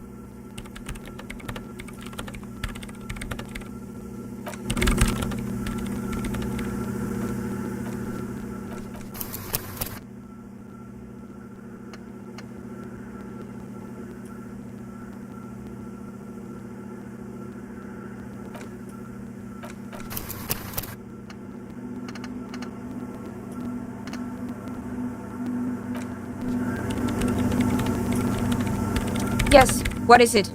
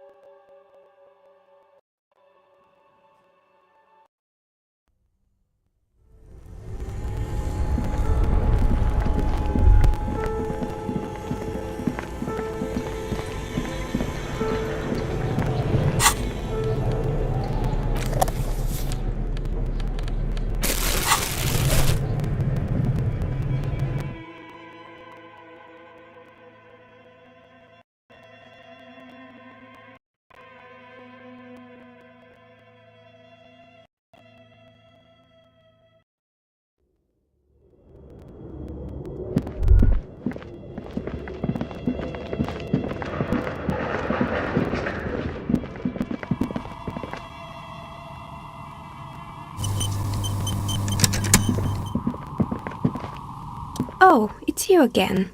Are you looking for a die? Of course. Tell me what you have in mind. I think I... Police colours.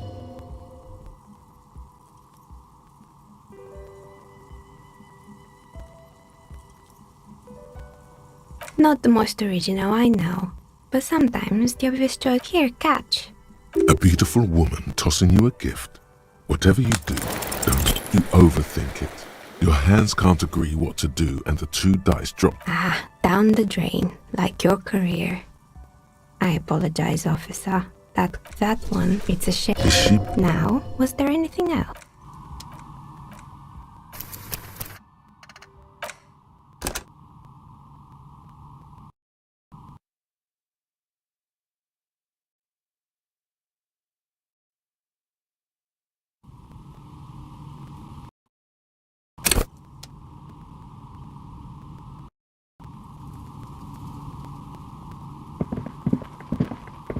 Oh, it's you again.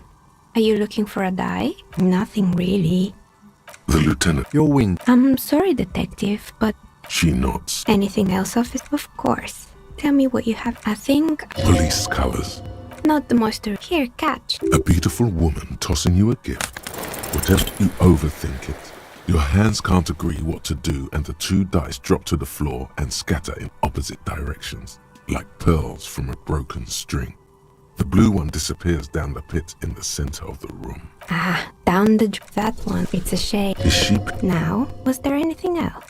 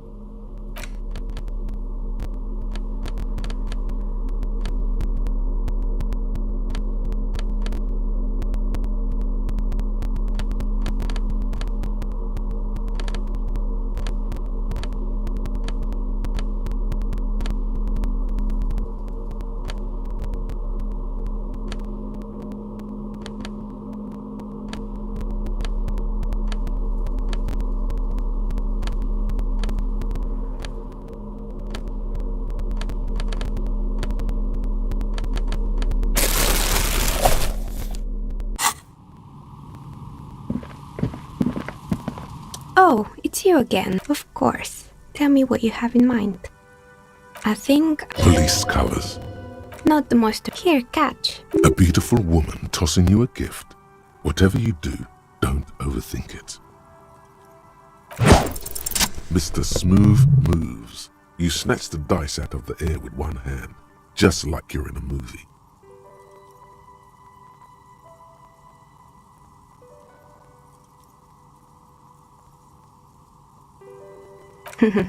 What are the odds?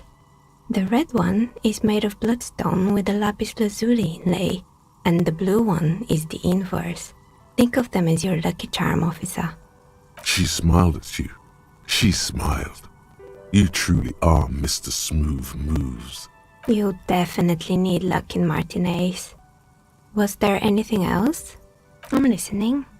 They were made by... Honestly, I think it's quite funny. I think he's still sending out holiday transmissions from Tulula or Tumotiri or... Sure, it's illegal, but it's not exactly anything extraordinary in business. They were just the props. Maybe you could make a sword out of one. No, wait. Good. I hope it clarified things a bit.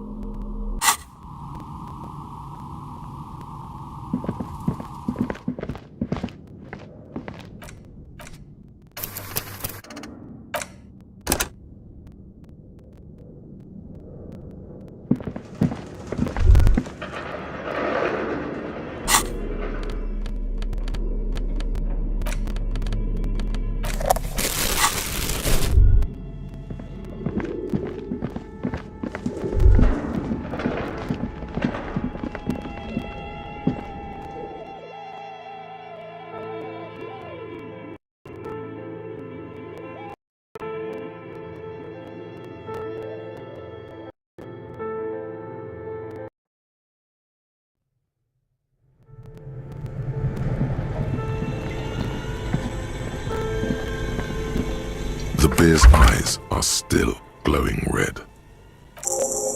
All right. I will need a little help carrying him. You take...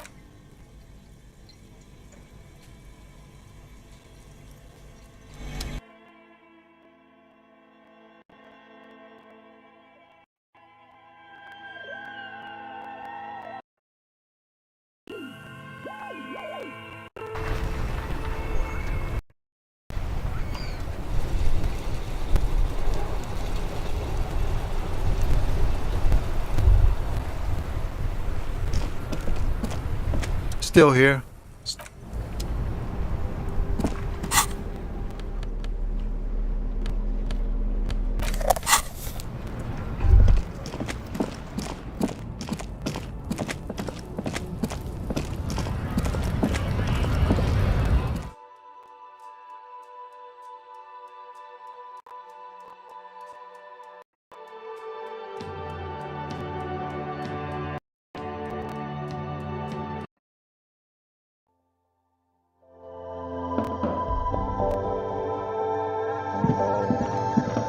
The tear machine your bottles clunk into the machine. The tear machine stands in the corner. A sign says, one bottle. No. You need...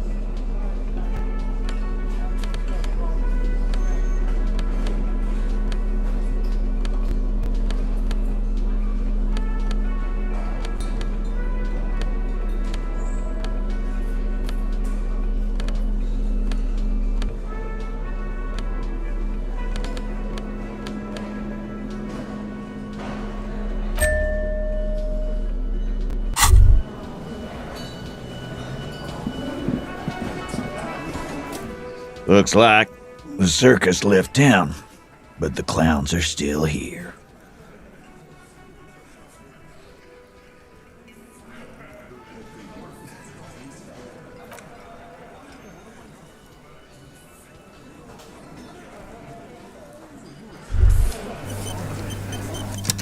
Looks like the circus left town, but the clowns are still here.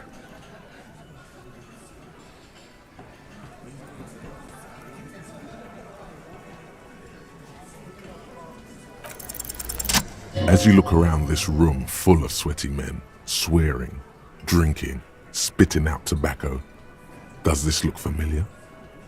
You believe the place was called Precinct 41. It was also filled with, almost exclusively, men. Huh?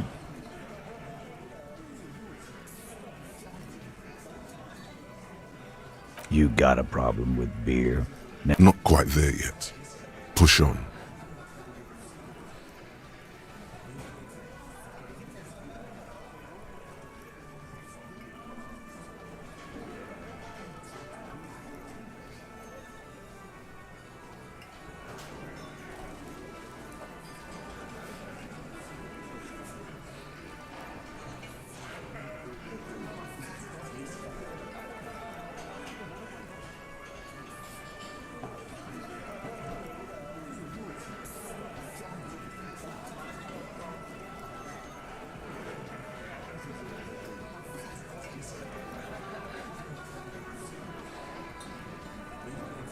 Speak for yourself, buddy. I've been running this outfit for 10 years now. They didn't see shit, man. Kids getting shot. We had 3 shootings a week. Fucking graffito everywhere. You cops haven't shown up since the Actually, the graffitio isn't quite off yet, is it? So what? What do you want from me? We took care of... Don't let him drink that. One more push. Quick.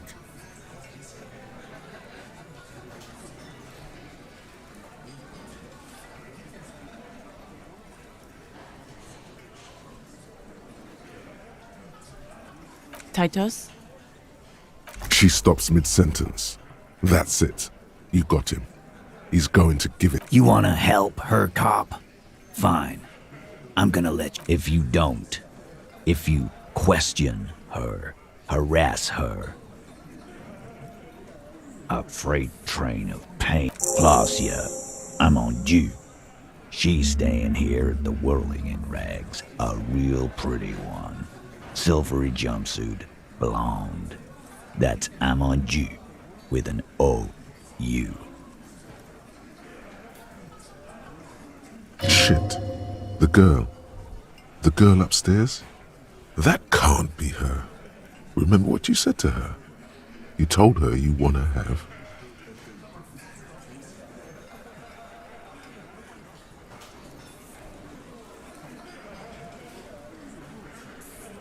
Yeah. Blonde. Tall. 2 rooms over from yours.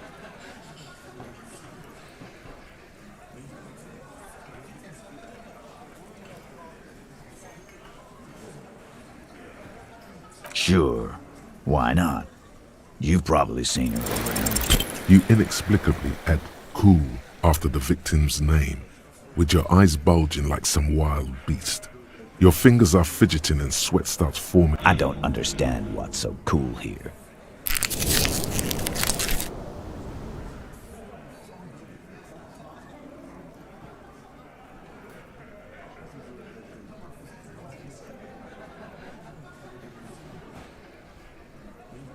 Relationship? There was no fucking relationship. Something is off here. His anger is... Was like that karaoke incident all over again. Or like some of the other girls. Okay, enough. All of this is irrelevant to your stated...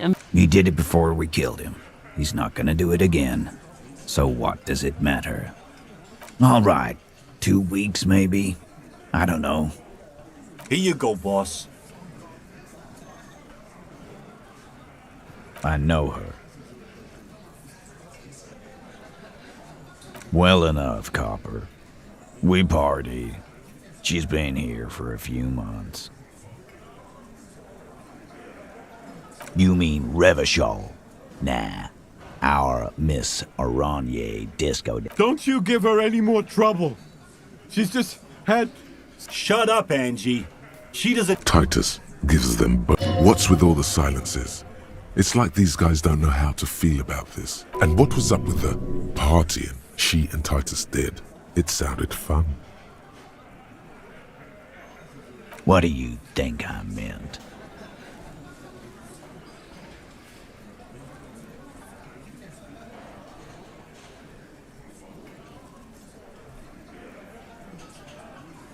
Yeah, pretty much. No, we just fucked. That's all. I'm not gonna give you any details of... He really went out of his way to seem comfortable with this topic. That's all you're gonna get for now. You don't know her.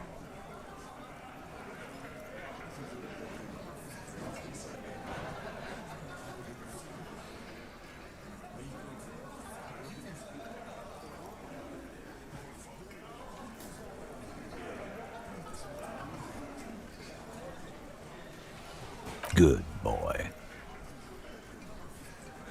Remember what I said. Again? See, you don't know her. Not the way I do. Yeah, whatever.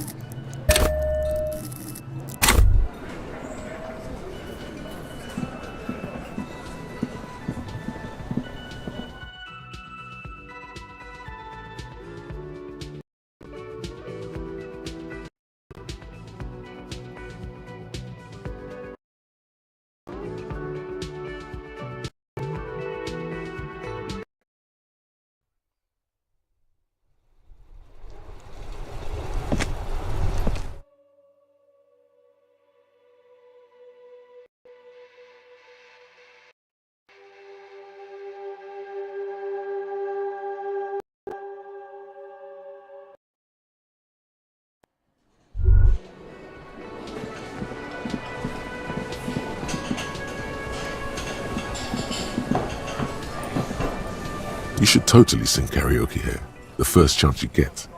Your emotions need to be expressed. People need to know your vast, oceanic soul.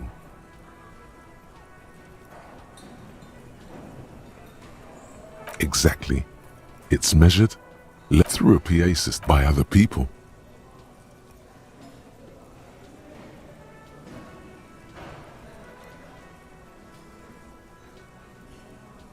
You should sing the sad, small church song. Duh. Thought it was obvious. No, don't sing the happy song. It's stupid. Sing the sad. Who is mistakenly identified? By the way, where is home? The address is coming up blank, and this place, but you've been at this hostel cafeteria for only 3 nights. Where were you before? You don't really know, do you?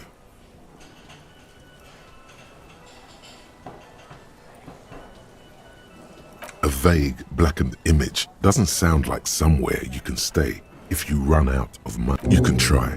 Run some addresses in your head when you get the time. Okay, the man with the sunglasses and his hypothetical Station 41. Weird, right?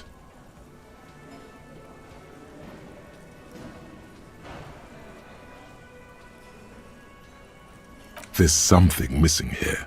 Something you can't put our finger on. You know what? Yes, just cross it off the list. It's probably not true, though.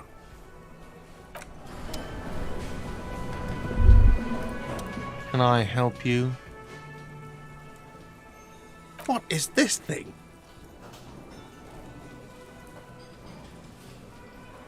What, the interior decorating kind? You know, I'm sorry. This is actually a nice bird. A competent piece of... I can fix it to the plaque and have a new bird in the establishment, I guess? So, I don't know. People just don't know how to accept gifts, especially taxidermy. He likes. This was mostly about the fucking cardio. Massive cardio here. You'll live till 90, or you get a heart attack from running.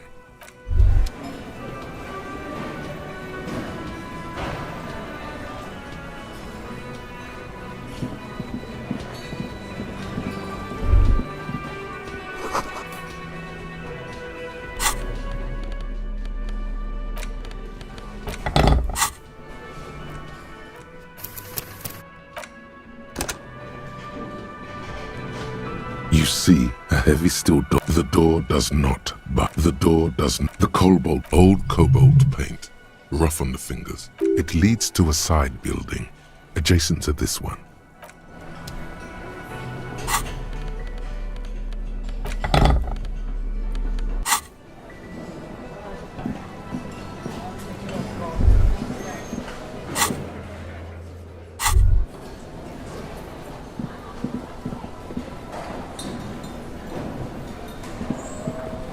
Again? I can't believe this shit. I'm going to say no. Just to see what you'll say to that. What'd you say? Okay. Jean, he said okay. Okay, I was clearly wrong. He is a firefighter, male nurse, animal control agent, something of that kind.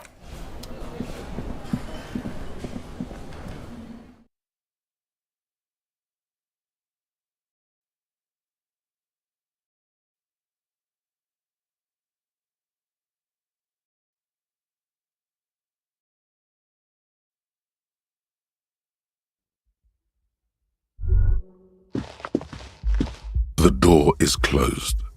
Who is it? Somewhere, not far from here, the lieutenant is preparing her file. Claudia Amandu, he writes. You realize the detective should be...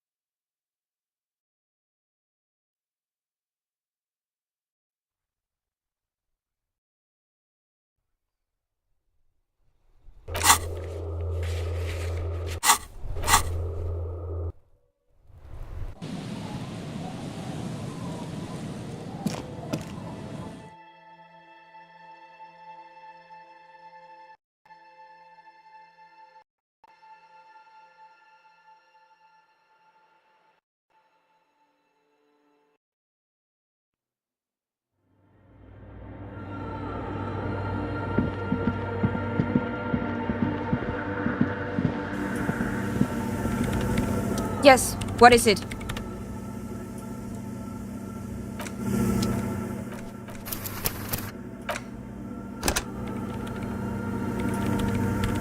Yes, what is it? Everything disappears. You are draped in silence like a drowning man staring, and then the pressure changes. It feels like flying on an aerostatic, or when your ears pop, or like a subtle difference in the atmosphere? What if the sound you're looking for is too low for you to hear it? A better sound system? Alright, but where would we get one? Suddenly, a rhythmic beat permeates the walls. You mean the speed freaks? Of course, the speed freaks. They have a fantastic sound system. I guess I could live through a week or two of peaceful coexistence. Sure, let me know how it goes.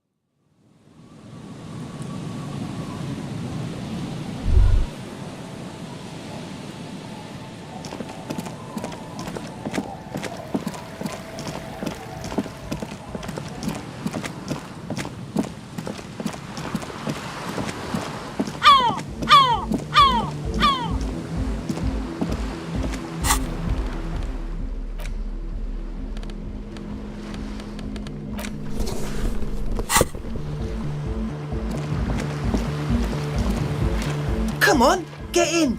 The warm stuff's getting out!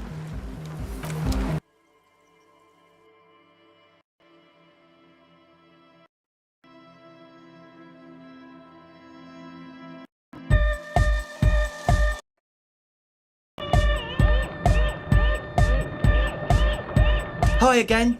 So, how are things going? Yes? What's the deal? We are grateful, Copman. You're a true ally and an augury of a new era. That's fine. We can manage.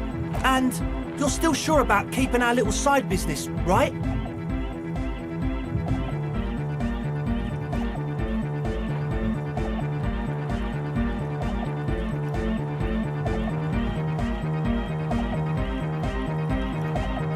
Fine.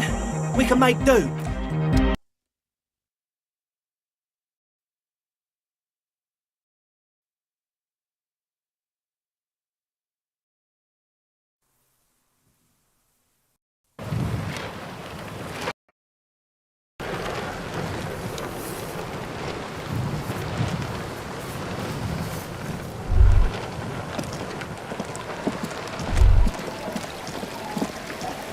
A pane of eternite has been planted into the barely holding it up.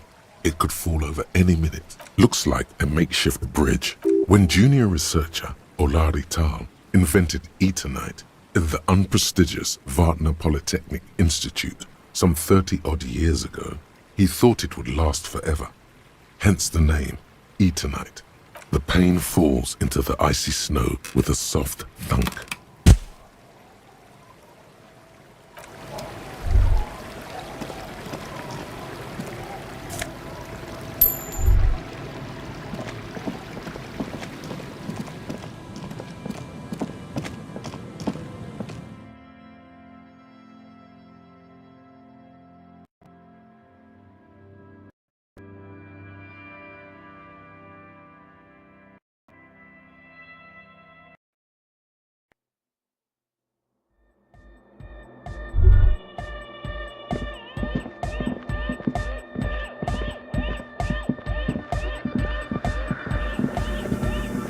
Yes, what is it?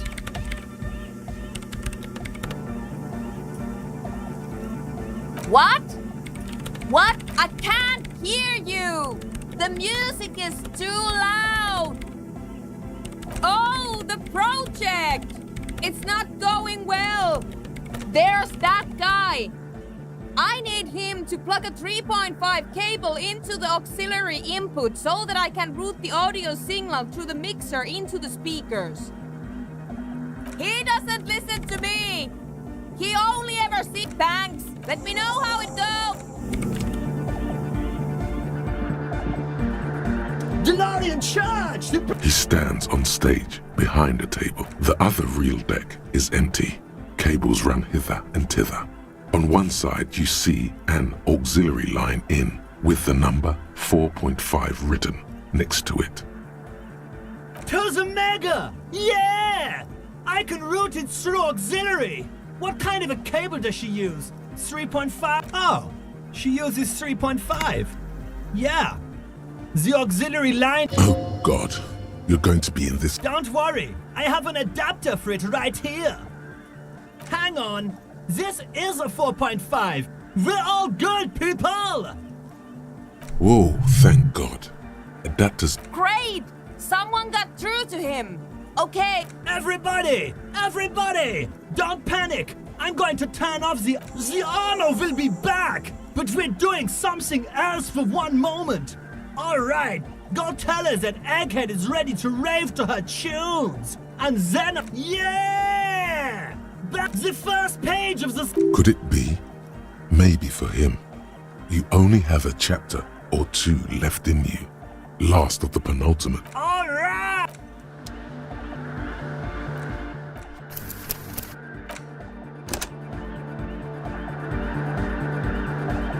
Good morning! Yeah! Harder!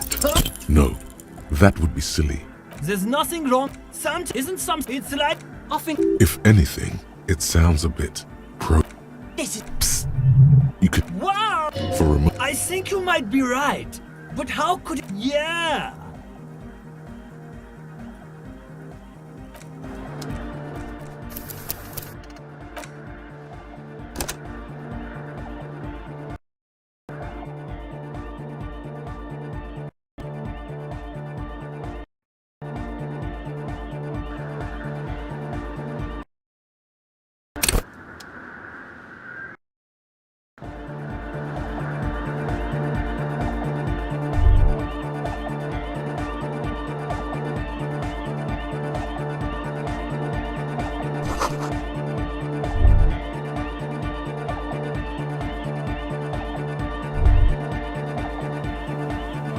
Yes, what is it? Okay, but think you can ask him to turn the volume down a bit? Maximum! Maximum is the... I know it is, but could you please turn it down? Pump it to the brick! Glue style? Okay, there literally is no other way. See? He pumps it to the Heart Master. It's hopeless.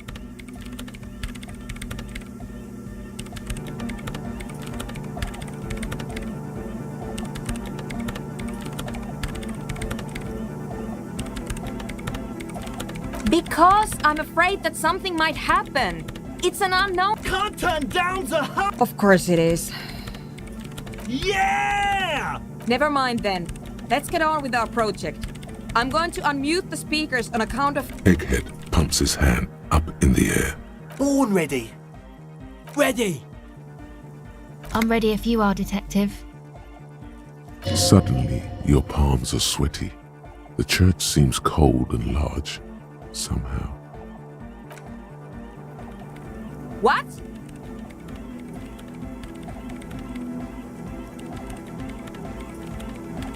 No, we should definitely do this.